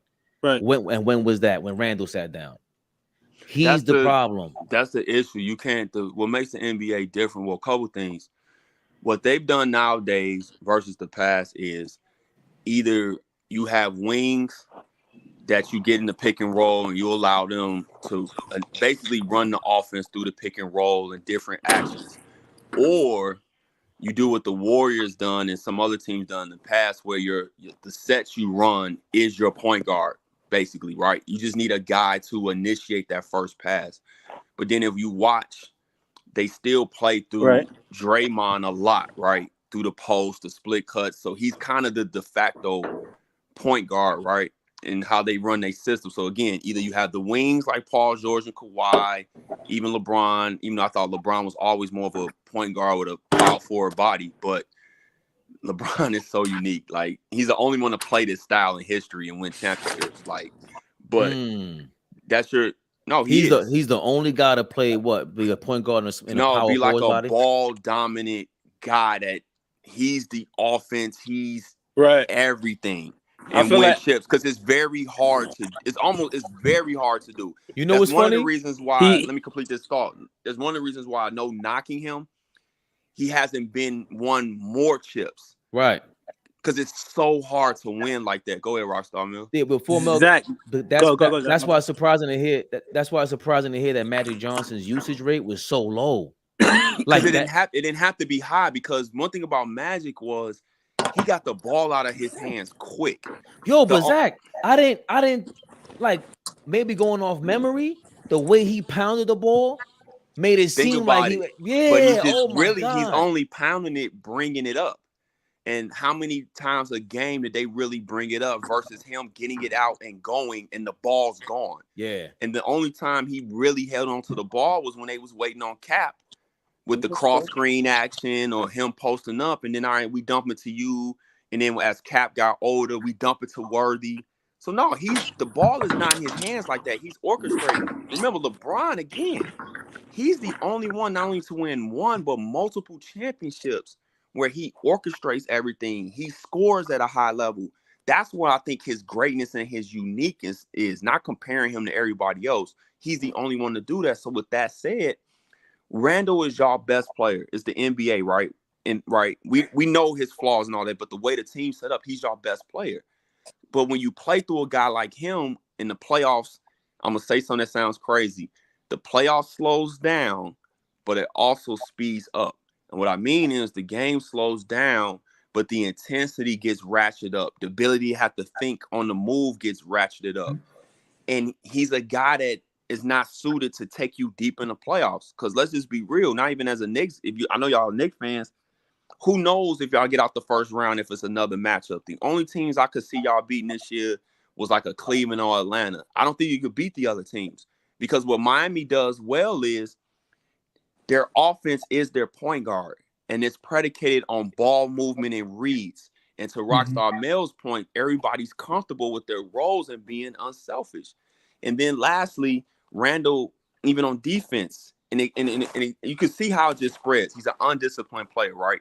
Remember the play where he closed out bad and Caleb Martin got the wide open dunk? Just stuff like that matters in the playoffs. So the question, but Zach, that happened all year long. Right? But you can That's get by not with new. that. But you can get by with that in the regular season because this is where it's conflicted. Because people can say, "Well, Zach, how's he all NBA?" Because he had that kind of regular season. But then when you get to the playoffs, this is where we see not only your strengths, but mainly your flaws. And that's why, to bring this full circle, my point was to Knicks fans, you got Wembanyama coming out and you got Scoot Henderson. If you're a Knicks fan, do you want to just have first round, possibly second round success, depending on the matchup, and that's it? Or would you rather try to tank 1 year to have the potential to get these two guys? That don't mean you still don't sign Brunson. Maybe you hold on to Barrett or however the pieces flow, because this is what's going to be the way this roster is constructed as long as Julius Randle is on the roster and Thibodeau is your coach. So my whole point was pick your poison. What do you want as a fan base? Championships or playoff appearances? Mel, I'll keep you in your mic because something keeps dropping and it's loud. So I don't know what else. I agree with Zach 1,000%, bro. Everything he said, I agree. Also, like he said, like you be saying, they've been doing this all season. Quickly been playing like they told us even. Randall been doing this. Guess what? That's going to work against Minnesota. That's going to work against the Spurs. That's going to work against the mid to low teams. It's not working against these teams, bro. And like he said, your weakness and strengths are going to show. And it shows like he's not like he said, it shows your weakness. Like he's not sacrificing for the Knicks to win. Mm-hmm. He just keep on trying to play Randall basketball. Yep. He's not. And then to touch on the LeBron subject, I agree with him on that too. Like the way he does is amazing. And then I feel like, be ball dominant like that, then plays that fit him. He got that right now. All LeBron, I feel like he changed the league. A team like niggas be like, Luka team is weak, the Dallas. I feel like that's a LeBron effect. Let Luka dominate the ball and a whole bunch of 3-and-D guys. That's the D. That's the recipe with LeBron. But it shows you how unique he is. because I think if Luka keeps this route, he's going to fail because he's not LeBron athletically to be able to carry that. And he hasn't even taken care of his body on the same level. Yo, Zach, of a LeBron. how ridiculous is a Luka LeBron? Like when they said it, I was like, are I y'all said it. crazy? No, I said it, B, but I did it kind of uniquely. I call it the Evolution Equals Greatness podcast. And I took Magic, LeBron, and Luka. And I just showed how all three were child phenoms, right? They were the next great thing. And how all three, in my opinion, even with Luka was said and done, if he gets his body in order, he's going to change the game in a lot of ways. And I just showed the similarities and differences to their games. But to your point, Fabian, Magic and LeBron just got it. And I thought Luka had it coming out of the EuroLeague, but I think he needs a coach like he had in Europe that's going to demand discipline, because that's what he's used to. Because again, if you watch him play with his national team and you watch him play in the EuroLeague, two totally different players. That's still great, but goes about his business and his work different. He didn't got to the NBA.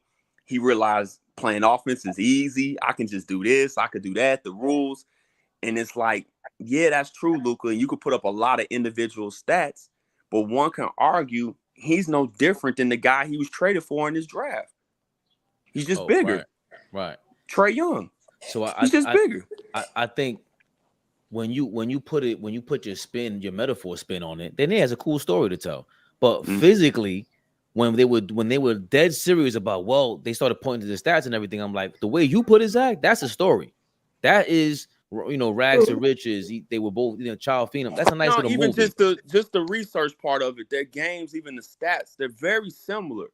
They very are. It's hard to kind of wrap your mind around it aesthetically because of how differently all three play. But at that size to dominate the ball, they're all very similar. They're very similar. It just looks a little bit different. That's what I got the comparison. Some of the stuff people were saying was kind of ridiculous. No, because defensively, LeBron's on a different level. Even as he's not a young LeBron. He's not gonna get enough credit for just showing up on that court. Yeah, showing up on that court and being LeBron. Like, I didn't think it was super IQ on defense. It was like, damn, he's flying all over the place.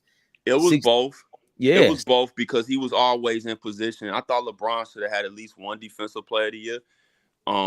In that when he was in Miami, it's definitely both. And again, you saw it last night when he just called out the hammer play, and it showed when Draymond was so focused on running the play.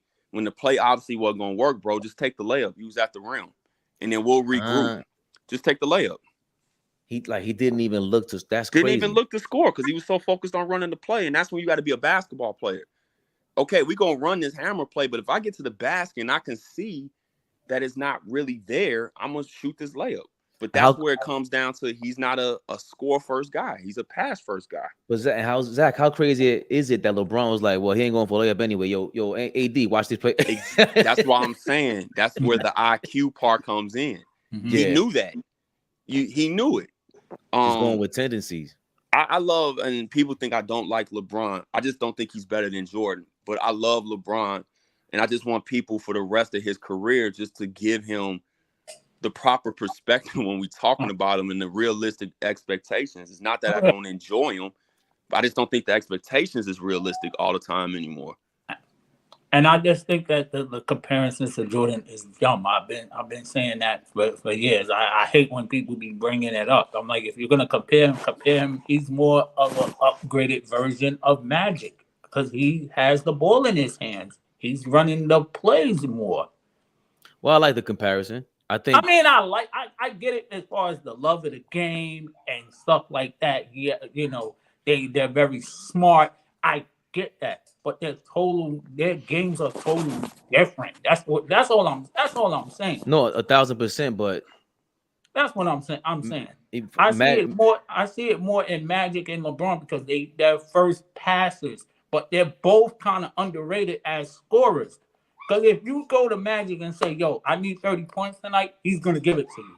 You go to LeBron and say, yo, I need 20, he's going to give it to you.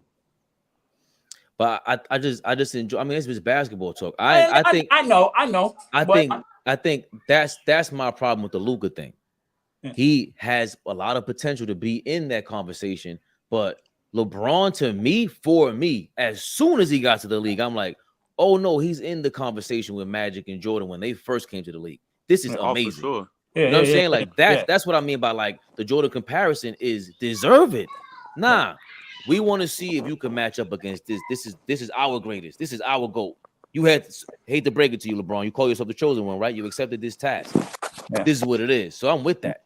I'm No, with that. it's two 1,000%. different conversations: style of play versus career. Right. You know and that's where it gets different. But now I'm sitting here and I'm watching the Lakers. I'm like, in this era where offense is first, can they get all the way to the finals and ultimately win it playing defensive first basketball? Hold on, Zach. This is old man game. No, Like- it is. Like, yo, on a fast break, the Lakers go like this. If you get the ball and they get a turnover and you get a fast break, the Lakers go, all right, you got that. Well, we're going to walk it back up and play the old man game. Straight. Yeah. They're taking on, as much as I was saying, this is all on AD's health. It's also right up there. It has to be LeBron's mental. Just being the old man in the park, bodying you. No, and it comes down to what we're saying, too. It's a slim margin of error, but it doesn't mean they can't pull it off. You know what I'm saying? Like, I think that's two totally different things. Mm-hmm. The margin of error is slim, but man, bro, like I'm watching this and I'm like, if AD is going to anchor the defense like this and LeBron can say, all right, they need me.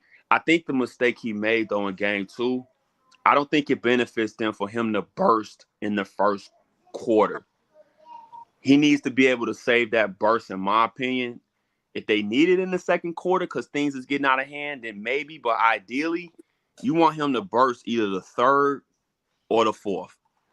If everybody else can keep it where it needs to be and LeBron can burst in the second half, pick a quarter, because that's what it's been, then they get out of there. And then it looks like the Lonnie Walker, you just added another person, right? So even if Lonnie Walker's off, maybe Austin Reeves may be on. Maybe D'Lo might travel this game. So now you added another person that can go off instead of just relying on those two and AD. So I think the Lakers have a recipe to get to the chip. I really do. I think after watching the first game at home was game 3. There's just a pass that LeBron had where Steph Curry comes to the paint and he just floated it like a little floater to AD into the paint so he could catch it, and he knew he was gonna get it over Steph Curry. The way you say he's picking his spots, I was saying the same thing because game 3 he didn't shoot till the end of the second quarter. He didn't shoot his first field goal attempt, so he's like, I don't want to. It seems like he's really playing chess. I ain't showing you the same thing I showed you yesterday. So I don't know. He's just really reading it. That's why when people were trying to use that to say he wasn't this, he didn't shoot in the first quarter, I'm like, no, y'all missed it. They didn't need him to shoot. So, and he's saving that. I think it doesn't benefit him to go all out in the first and second quarter. Just pick your spots, get a lather, get a rhythm. I'm not saying don't shoot at all, but I don't think it benefits them for him to give you that 3 to 4 or that 3 to 5 minute burst of just, this is the LeBron we all stop using the word easily. That's the part that no, they're not going to beat them easily. That's what triggers our generation. I noticed that. Like when I'm on Twitter, I don't like easily. That's just what we do. That's a New York thing, man. That we started this whole, the way we talk is like, you're trash. Everything is an exaggeration. But that word triggers me too. Like, easily, get out of here. Easily, they're not easily beating Golden State, even if it's 4-1. That was not an easy game yesterday. No, that was all easy chess about it. All chess to the final whistle. All chess. Like, and yeah, he's picking his spots. I forgot what I was gonna say. Go ahead, Zach. My bad. He's picking his spots. And I'm saying right here, LeBron showing his experience in IQ. It's not just that to me. It's not just that to me. Because Chris Paul got experience in IQ. It's not just that. He's actually able to do it. That is the difference between you as old man. Yeah. That's why he's the best 38-year-old. Sorry.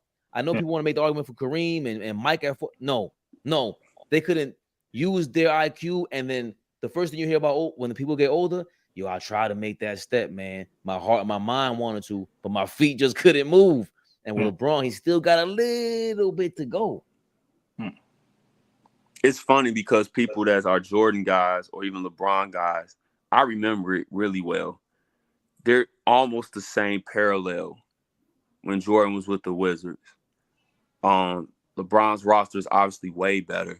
Good point. But before they had to start scoping Mike's knee, and that was pretty much the beginning of the end, he was still, because again, he affected the game so much with his scoring, right? So he was doing things. And remember, they only missed the playoffs each year by a couple games. So technically, if it was today, they would have been playing team.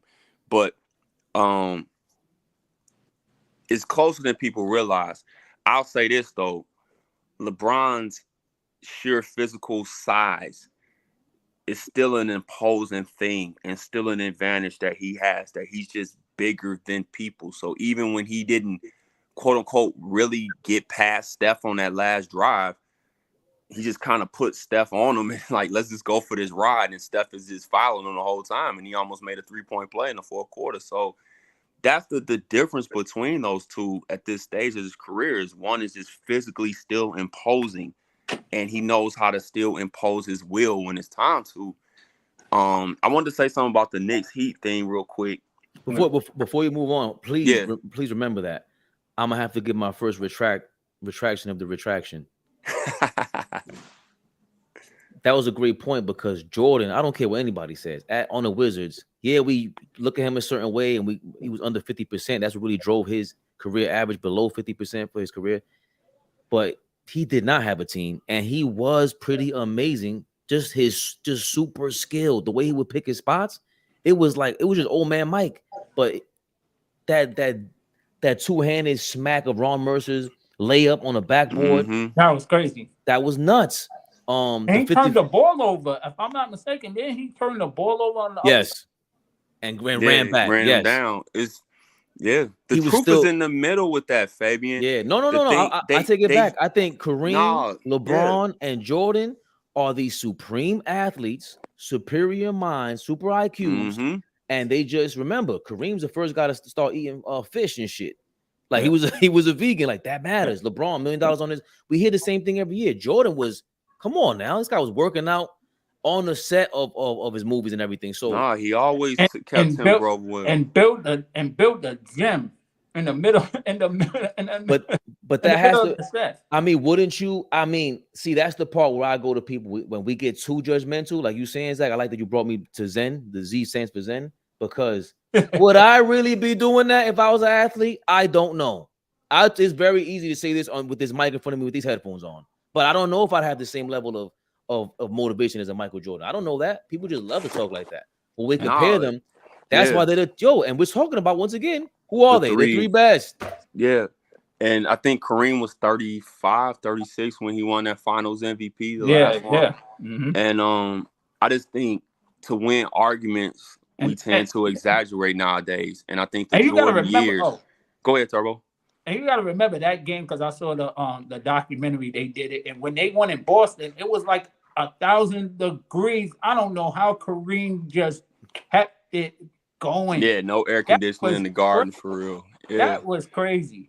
Yeah, like when I heard stories like, yo, it'll be like 100 degrees, and then it was funny because they said, yo, we ain't staying at no hotel. Yo, we are winning this game in Boston. Don't only bring one pair of clothes, because we ain't coming back. We ain't coming back for a game 7. We gonna close it out and we getting the hell out of here. We getting out of hot, hotels with ninjas, setting alarms at 3 a.m. in the morning and all that. I was like, wow. Remember your next point, Zach? No, I still do, but just to kind of put a bow in this, I just think, again, we exaggerate things, whether you're a Jordan guy, LeBron guy, to win arguments. And the Jordan thing with the Wizards was a failure. Mainly started with Shannon Sharpe in the mainstream media and people like Nick Wright, who are more LeBron guys, and they exaggerate what really happened. And if you try to bring up the truth, you're seeing as being used excuses. But I think the truth, like I always said, is in the middle. Mike wasn't Mike like we were accustomed to, but it wasn't a failure either. And I always argue when I say this. And he wasn't. If you, Mike wasn't terrible at all. Yo, it just wasn't. It just wasn't what we were used to. But I always ask the question to LeBron people, and they don't want to answer it. So you give Mike Anthony Davis instead of Jahidi White. You give Mike Carmelo for a year. You give Mike Lonnie Walker, like, for example. You give him an Austin Reeves.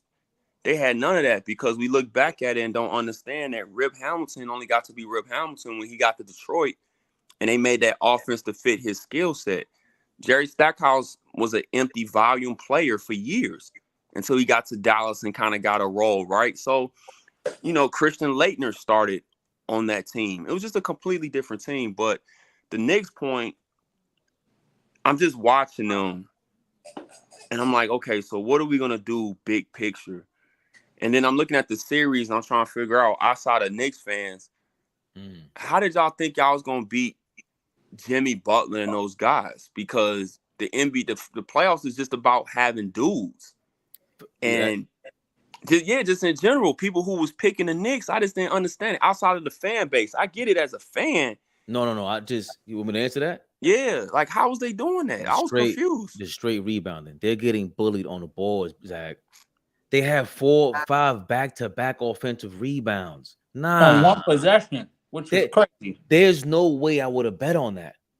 That's bad. Like, but some of it is just effort. I wouldn't even say they getting out bullied. If the guy comes flying in from the weak side and you didn't attempt to check him out or box him out, then it's like, what are you doing? I see that a lot from them. But again, that's the thing. If that's your strength, we're number 3 in the league in rebounding, number 4 in the league in free throw attempts. Mm-hmm. We don't hit the free throw, so all I expect to do is get the free throw attempts, put you in your front court in foul trouble. Randall, Barrett, Brunt, that's what your job is to do. Put them in foul trouble and extend our possessions, the time of possession. Who's doing that? The Heat are doing that. Yeah, they're getting us in foul trouble. They fouled both of our guys out yesterday, damn near, and they're getting offensive rebounds. They're using our game against us. I did not expect that, Zach. No, I did not. Sorry, I really didn't. I mean, I didn't think Miami would close them out in potentially 5 games, but I just felt like Jimmy Butler is just, and I'm looking at this situation, like, if they get out of here early, get him some rest, Philly and Celtics is poised to go 7, like, and Spo gets some time to game plan. It wouldn't be surprised if Butler can get them to the finals, man. Yo, you know what? This might be the year, and people laughed at me. I said, yo, we may see, and it looks like we might see a 7th and 8th seed in the finals this year. It's damn near possible. Good point. An 8th seed can win a championship. I said it's going to happen. It's going to happen at some point. That's why I don't think Pelinka is as bad as people make him out to be. And I think the reason why I say that is I don't think people understand the Lakers franchise as a franchise. Right. Like, they're the only team still owned like a mom and pop's franchise. They're not owned by billionaires. No. The Bucks family makes their money, most of their riches now from the Lakers. So it's a different animal when you're making certain types of moves. And then they knew when you commit to LeBron, there's certain things you're going to have to do. Now, we can all say the Russ, that doesn't mean you get everything right? We all agreed the Westbrook thing probably wasn't going to work. No. All right, so that's on Pelinka and them. But for him to be able to retool this roster like he's had throughout the years and keep them, as long as those two are healthy, and keep them in contention, like, is he the greatest GM ever? Probably not, but he's not trash like people try to make it out to be. No.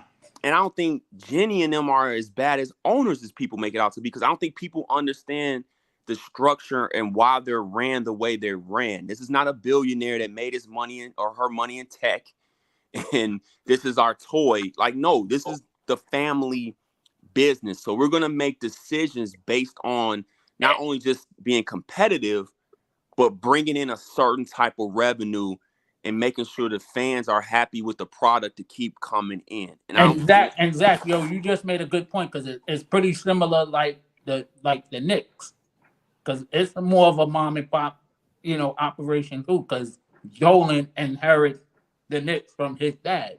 But where do they get their money from, though? cable vision. It was the cable network. That's mostly what it is. His father, Jim Dolan, was I want to say it's mostly the cable network because a But bunch that's my of deals. point. They didn't even have that.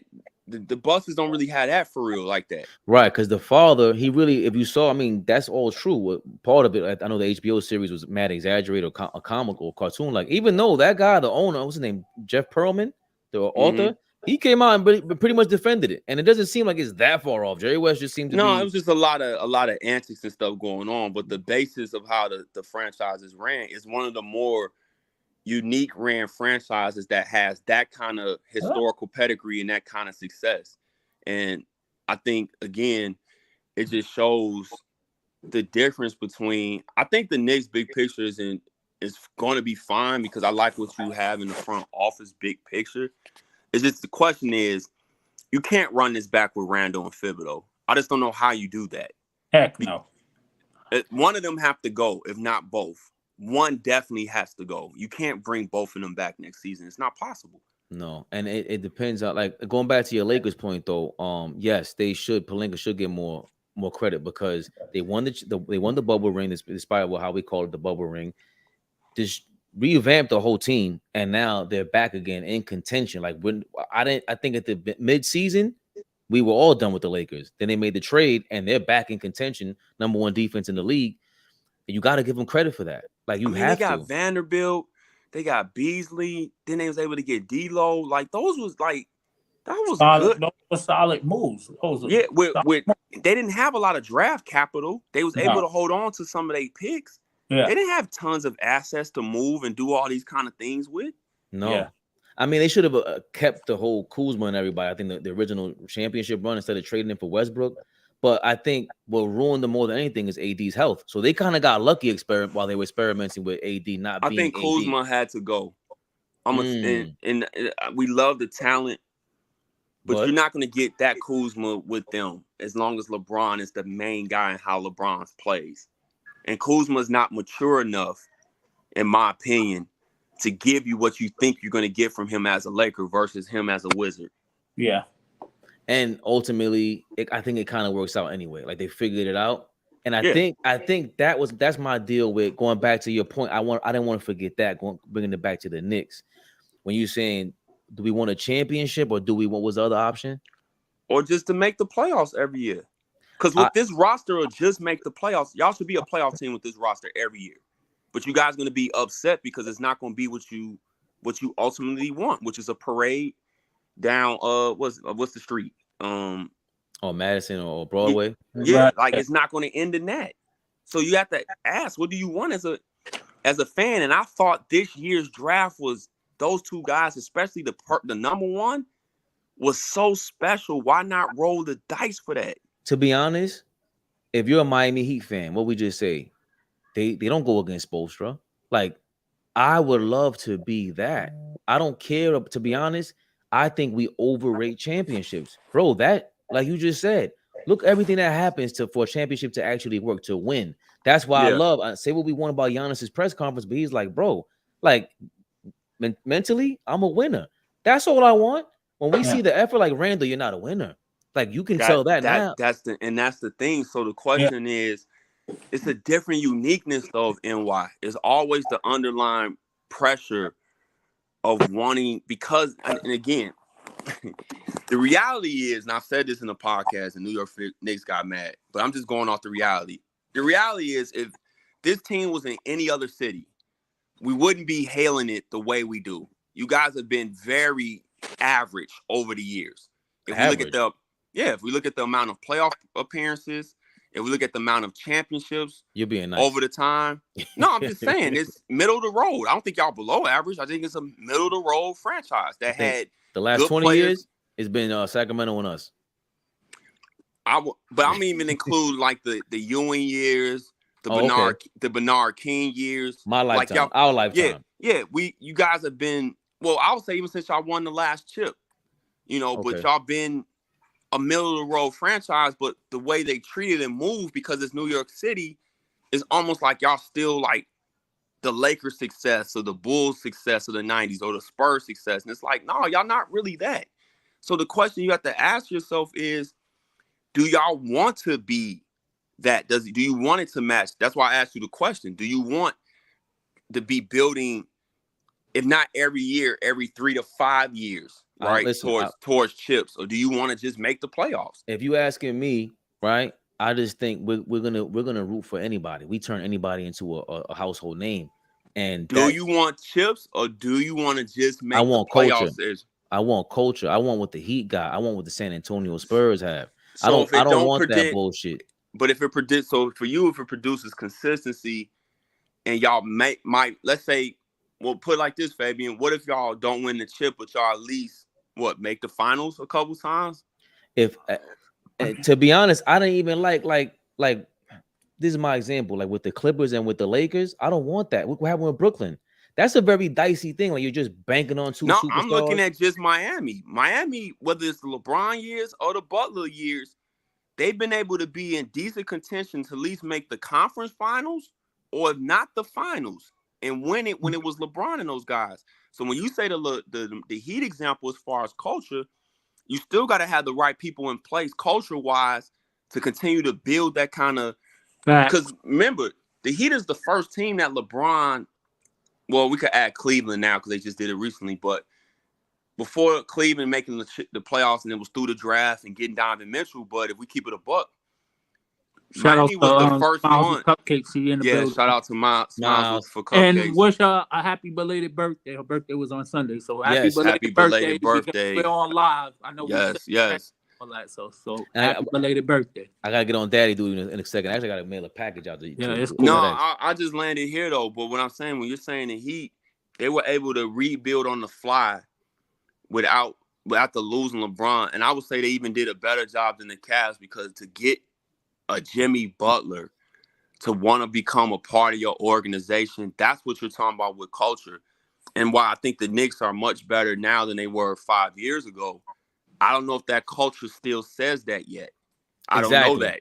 That's the question. That's my problem. Again, 4 years ago when Carmelo left, the way we traded Porzingis, I don't know what happened between them, but I didn't like the way it went down. The way we're losing right now. I don't like the way that we're losing. Julius Randle should not be talking like. Somebody should be checking that.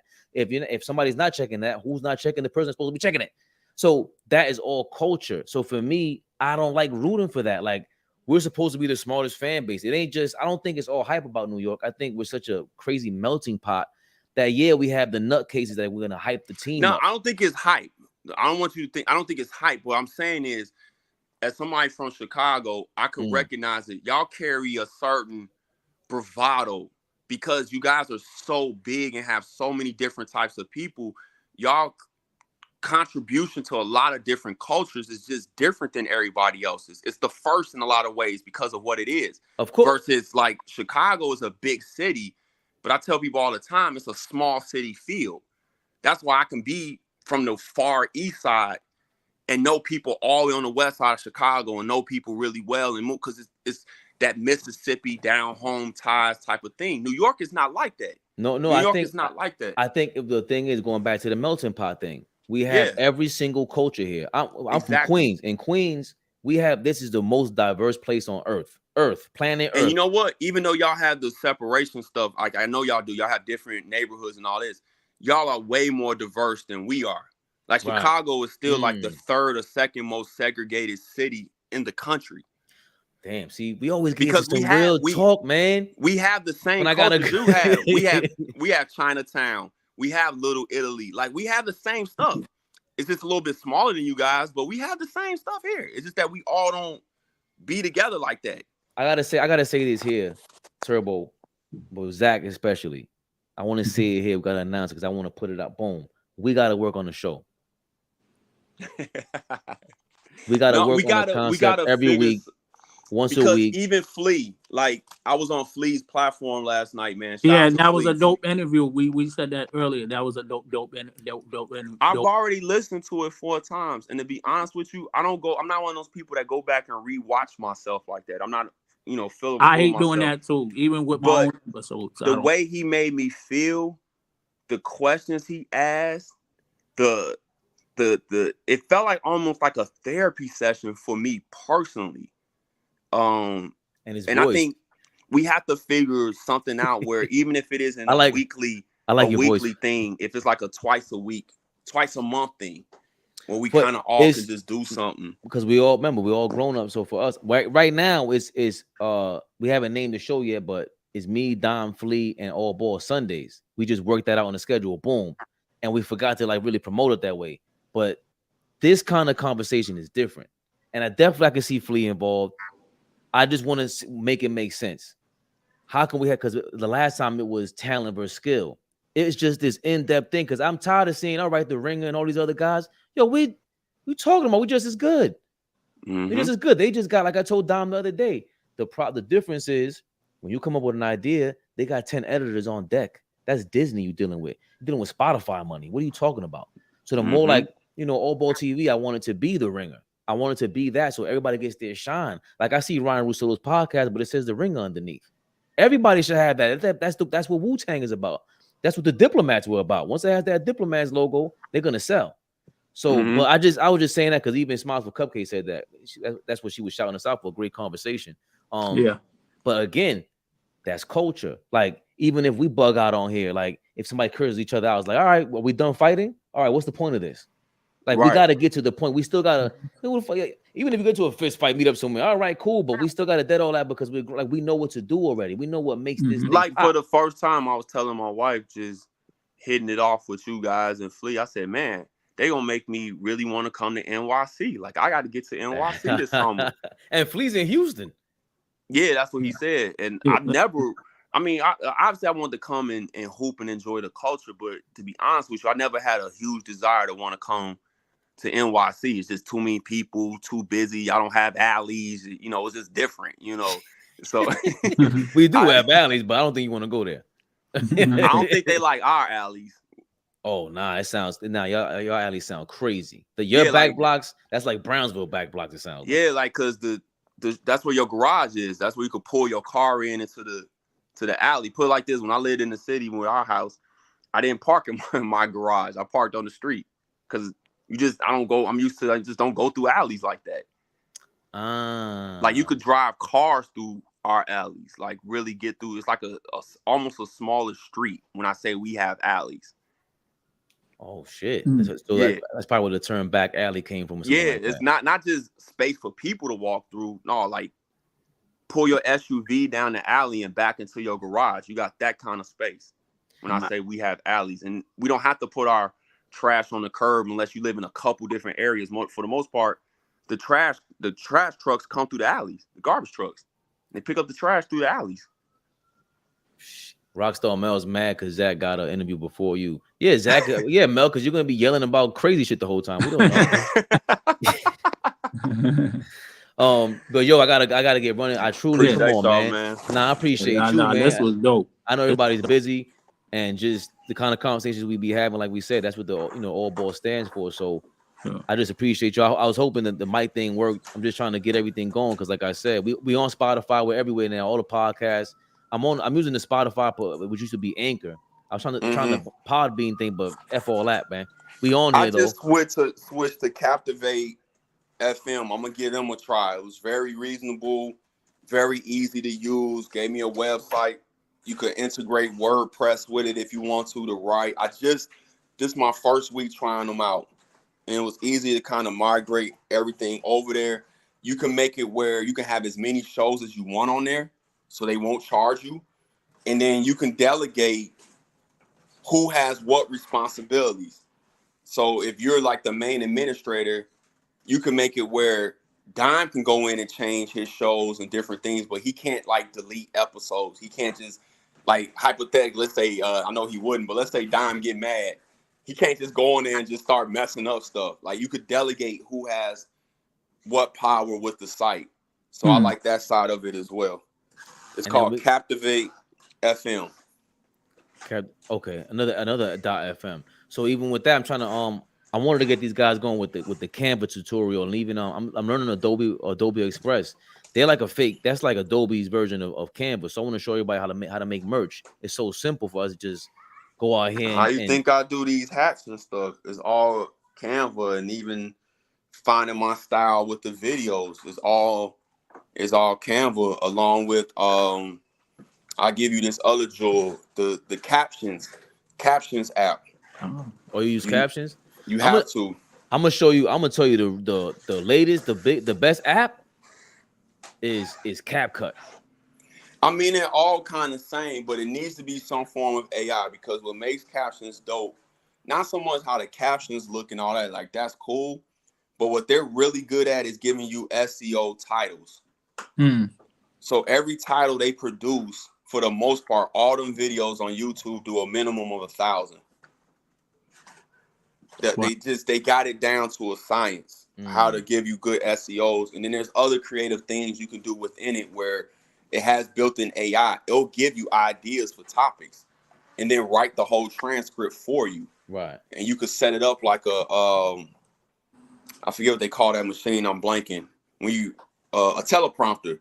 And you can sit there and read the transcript and have your pictures and however you want to do it. So long as it's something dealing with AI, you can't go wrong. Because mainly, like I said, the SEO is what's king, and that's what's been doing well. As long as Instagram and Facebook is different, you got to always pay attention to what's going on with the algorithm. But as far as YouTube and just getting searched out, like on Google and stuff, yeah, they give you dope SEO titles and descriptions. Sometimes you got to tweak it because it don't make complete sense. You might have to change 1 or 2 words, but the gist of what's being searched is going to always do well. So you're using captions for that guy? I was using vidIQ. I use it on my phone, captions. Okay. I got to figure out how to start doing stuff more on the computer. I'm so used to doing everything on my phone, but it works. It works. I got 3,000 subscribers, but don't know how to go live. I need someone to teach me how to get my subscribers to tap in. Are you referring to YouTube Rockstar Mel or like what are you referring to? Because all you need to do is go on StreamYard. Like StreamYard, you got a free version of it. That's nothing. And if you do, that's crazy. And now you know what I gotta do too, Zach, because you got StreamYard too. Yeah, I use the paid version though, because you just get more. Yeah, you get more stuff with it. But so it's like what, $19 a month? It ain't crazy. None. So I could actually, damn, I gotta go to the options on here. I can make it so that we can simulcast from both. Yeah. I can allow you. I didn't know that until like a month ago. Yeah, like when I don't go live as much as I used to, but I use a pre-recorded option. So when I want to re-show old content, I just pick one of my old videos and repurpose it to be shown on LinkedIn, Twitter, YouTube, and my Facebook page, especially my Facebook page, because my Facebook page is going crazy. It's mostly negative comments, but the engagement is nuts on Facebook. I got 3 videos now that's almost approaching over 30,000, and then my LeBron and AD videos almost at 80,000, and that was almost 2 months ago. I posted that. So, and you're using the captions to create the title and the video. To get So I might have to look into that because I need, like, it's tiresome looking for all that. Also, that's part of the game people don't know. You got to create a title on YouTube, create a description, create the tags. If they're doing all that, you go on Instagram and you search the certain thing you're trying to look and see what content creators is doing that, and then you follow those people, and then you won't miss a beat. And it's more key to have that kind of stuff on your timeline than just personal stuff, unless you're like really following a person and you're interacting with that person. Right. If you got a bunch of other stuff on there, not even saying crazy stuff, like if you following a bunch of girls because you want to look at ass all day, or stuff that don't line up with each other. If you're a content creator, you should be following mainly people in your niche and other content creators to give you ideas to help. And that way they'll keep showing you stuff and then sending that stuff out to people. So it's almost like you got to have a page for just what you're doing, and then a personal page if you want to do personal stuff. That's why I don't really follow people back on Instagram no more unless I really mess with you on that level, like we doing business or something, because it doesn't help me to follow a bunch of people on my Z Show page. It doesn't help the Z Show. You almost want to have a separate page. Everything should be what you're doing. Right. Or especially what you posting. If you notice, I don't post anything else on the Z Show. I mean, I don't share my personal life for real anyway, but I don't post anything else but content. Right. on the Z Show page. And we have to now. Rockstar Mel says YouTube, like when I'm live on here, get my followers tap in. I think the only way to do that is when we do it from the directly from the YouTube. Like when we go live, or Rockstar Mel's right here. When we go live, Rockstar is wouldn't he have to share it on his side? How would he share that though? On his YouTube page, he would have to like repost it. Yeah. I think so that's what you do on you know what? We could do it live right now. I got 3 minutes. Let me see. Oh, that's what it is. I just looked at it. So if I hit the more button on stream where it says stream to your audience, it's really easy if you already on StreamYard because it will stream it to whoever you are. Like you could pick your page, I think. He got to be on StreamYard then because he's on right now. Yeah, I'm almost StreamYard. And what is that? An app or that's the app we're talking on now. That's what we're on right now. So you see, so how does that work? Does my I post that on my YouTube page. How do I get people? No, StreamYard gives you the options to connect. The more money you spend opens up the different options. I'm not sure if the free option allows you to stream to like your other sites, you know, like YouTube, Facebook, Instagram, LinkedIn, or Twitter, right? I don't think Instagram is on there, right? Fabian, Instagram ain't on there yet. They just made it on there for Reels and stuff like that. Yeah. Okay. But the point being is if you get the one that's like $19.99 a month, you can add YouTube. So every time you go live from your link, it'll go out to your followers. And I'm not 100% sure, but just looking at this, if you tap that button at the bottom where it says more, it says stream to your audience. So I'm already guessing when you hit that button, it says log in or sign up for free. So I'm pretty sure if you log in or sign up for free, it should connect you to your YouTube audience and show them that you're live. Hold on. Hold on a second. Rage Man said, unblock me, Zach. Let's refollow each other. Water under the bridge. Yeah, he was wilding one day. So, and one thing about me, I'll talk to you and stuff, but you're not gonna mess up my social media wilding. Right. Not saying he was being disrespectful. It was just getting on my nerves, so I just blocked him. Facts. My page don't deter from my content. Yeah, you gotta keep it. I got you, Rage Man. Give me a second. I got you.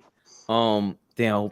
Yeah, we got to do like a tutorial for that too, like a simple video. Because even with people were struggling to get on. What happened, Mel? Oh my, hold on. Let me get you in here. I don't know. I try to listen to Zach, and it just shut off. I don't know. I went to the more stream to your audience, and it just went somewhere else. I try to figure it out though, but I just You know what you can do? Look, real quick. Go to our video, right?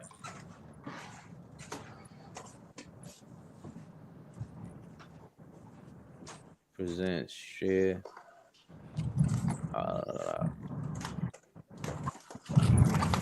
Okay, so this is us right now on YouTube. All right. right. So I'm just taking the share button, and then you could create post, and then you just write like, "Yo, tap in." Oh, okay. Yeah. And that automatically go on my YouTube. Exactly. It'll come up as a post on your YouTube channel. I see you guys. All right, Z Money. Yes, sir. You see it? Oh, my bad, Zach. What happened? No, I was talking to my children. Ah, okay. My bad.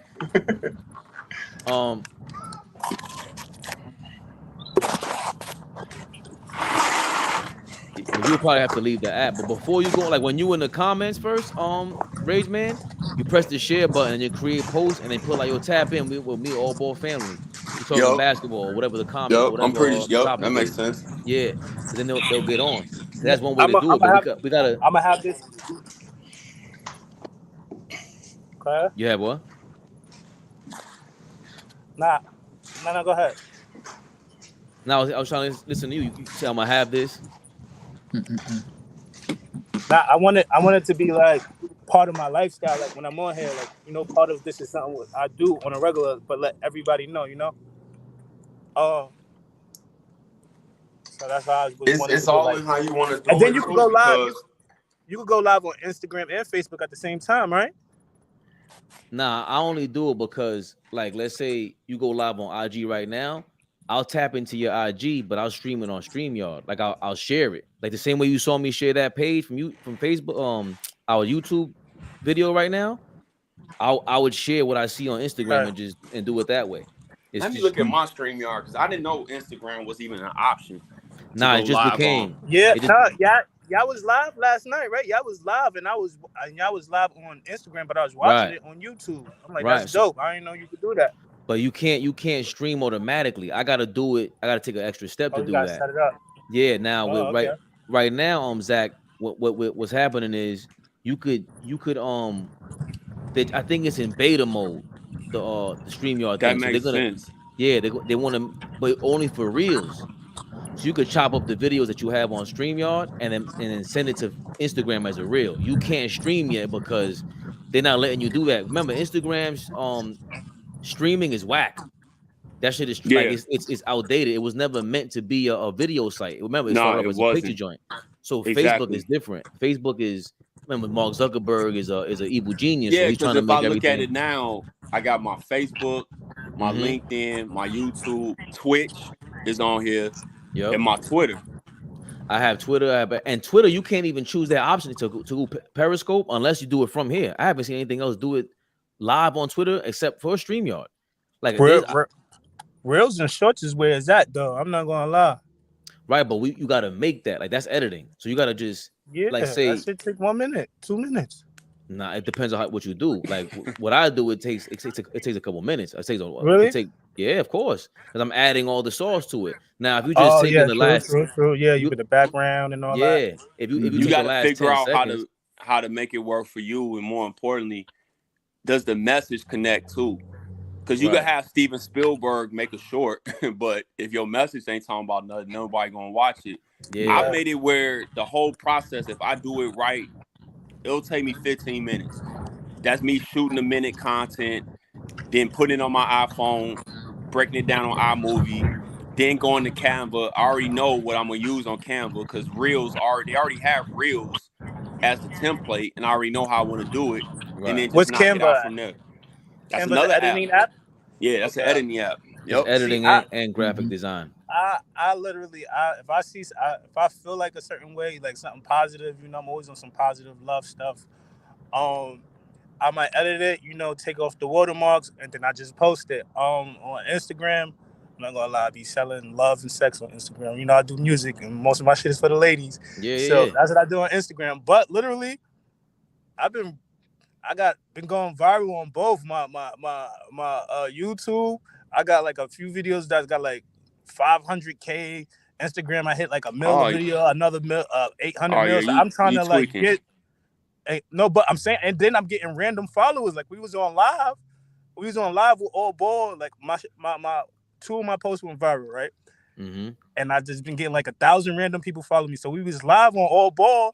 And somebody, tap me in, AllBall, like, I don't know who this is. I'm like, I don't know who it is either. It must be one of your followers. But it was one of my new followers just tweaking, like somebody random. But it was like, I liked it, but I didn't like it. But I got new audience. The audience is growing bigger. So I'm trying to get everybody to tap in. It's grow my channel and your channel at the same time.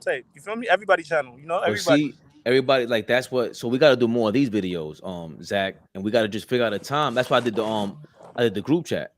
I sent it to you, right, Zach? Yeah. It's just that I'm not a big group chat person. Me either.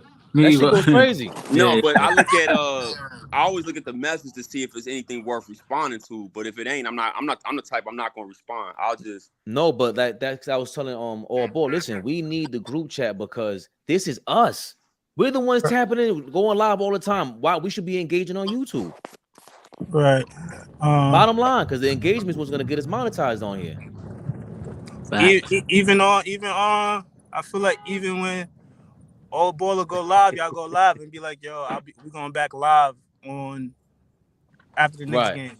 Instead of saying that, I feel like it'll be better like to post it and have everybody share it, and then I feel like that'll get more traction.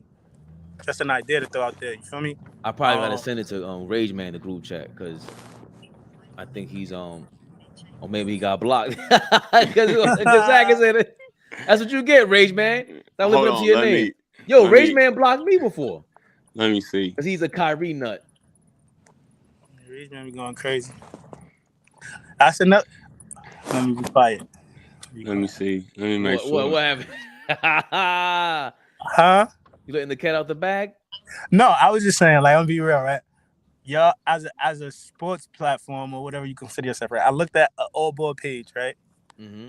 I looked up, right? I know niggas is LeBron haters as well, but even though you hate, like, he has no LeBron content on his page. He has one from like the latest one, like March, and that's when he was like, "Yo, you need to fire AD, you need to fire everything." But I'm like, as a platform, like, even if you don't like him, like, that's gonna make people come to the page, even if you hate him, LeBron. You know what's It's funny you say that because, bro, I'm with that's like I look at things as an artist, right?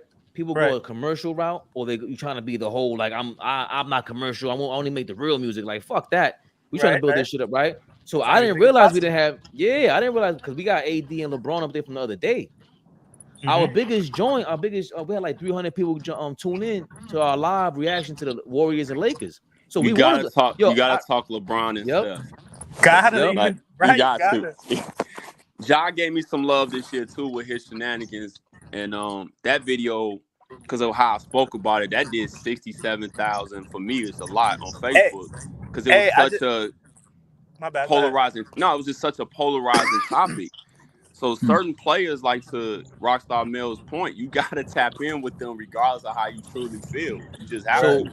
But here's the other thing though, like look, I heard y'all on Sunday. Y'all was talking about whether social media play a part or not. Y'all said what y'all said. I had a different opinion, but I wasn't able to tap in. But I feel like it plays a big part. Even like my man, I just moved from Atlanta. Ja I don't hear nobody talking about it, but Ja just hosted a big ass party in Atlanta. He was hosting on the mic, gritty in, and all of that. Please say that. Please say that. My man's in Atlanta. Please say that. Yo, I'm like, yo, that is crazy. Like, please say that. That's some shit niggas need to capture on and post that shit, bro. Like, so, but you see, like Sunday, we just linked up, me, Don, Flea, and AllBall. We said, all right, let's do a show. But now, right now, I just spoke to Zach. That's our strength. Like, it's more me and Zach. I know for a fact, me and Zach, we've been locked in since Twitter for like over a year and a half already. So for us, it'll be like the topics are gonna be not just debating whatever. It's like what we just talked about right now with even last week, talent versus skill, just more mental wrestling. What I call it. Yeah. So, but everybody should have their own fucking show, and then we flip it because I see Players' Choice. I call them out. Players' Choice. I see Pick a Side. All right, y'all are cool, but all you're doing is debating, and that shit is like you a fake ass Skip Bayless, and I don't want to do all that. And shit they came up fast. I remember when they didn't have no viewers. My man Delroy, you on that shit? That's my man. Yeah, he hoop in New York. But they came up fast. It's no hate. It's just it is. But I don't know how they came up fast. Like I don't know if they had. I don't know what people be doing, like the boosting or whatever. They use their resources. They be having NBA players interviewing them, like not the main ones. They'll have people like I think they use their resources. They could. Well, they know people who know people, and they was getting like NBA interviews. But at the end of the day, I don't know if they have this. Like, we got a real culture going on. Like, we just hop on a live and we really talk ball. Like, and we give a fuck. And it's different with us. Like, I don't see them doing that. They ain't got you gotta kind of do what's comfortable for you. I know me personally. Only reason I didn't talk about Ja throwing the big party, I saw it because I did a whole thing on that. And my style is on my platform, I'm not gonna quote unquote beat a dead horse and want to talk about everything that somebody's doing because I feel like I made my point. But if other people feel like talking about it, I'll come on and voice my own opinion. Yo, real quick, I got a dip, but y'all can stay on if you want. I'll come back. I'll pick up my son and I'll tune back in. It's 2:40 at my time. I gotta stay on. We might as well just dip then because I was only gonna be on another 5 minutes. All right, take the kids to the park. All right, yo, fellas.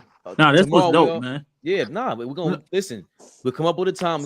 We'll make another group chat if we got to, and we'll lock in on this because this was like how you got the ups and downs in your life, and this was very inspiring right now, Zach. Like we gotta lock in on this. This is gonna be we're gonna show y'all Campbell all that shit, and then maybe we gotta start delegating. Right. You already know, man. Then I'm gonna start, and then I'm gonna tell you the dates when we're gonna, because I got the park right here. The park right here. We getting ready to do the tournament for the kids, so I can like do a show, do a live version outside and show. Or What's y'all got what's going on. flyers? You can get some flyers and stuff too. Hand them shits around. You know a lot Definitely. of people, so bro. Oh boy, y'all Definitely. got Harlem locked down. You feel me? Hold on, we're doing a look.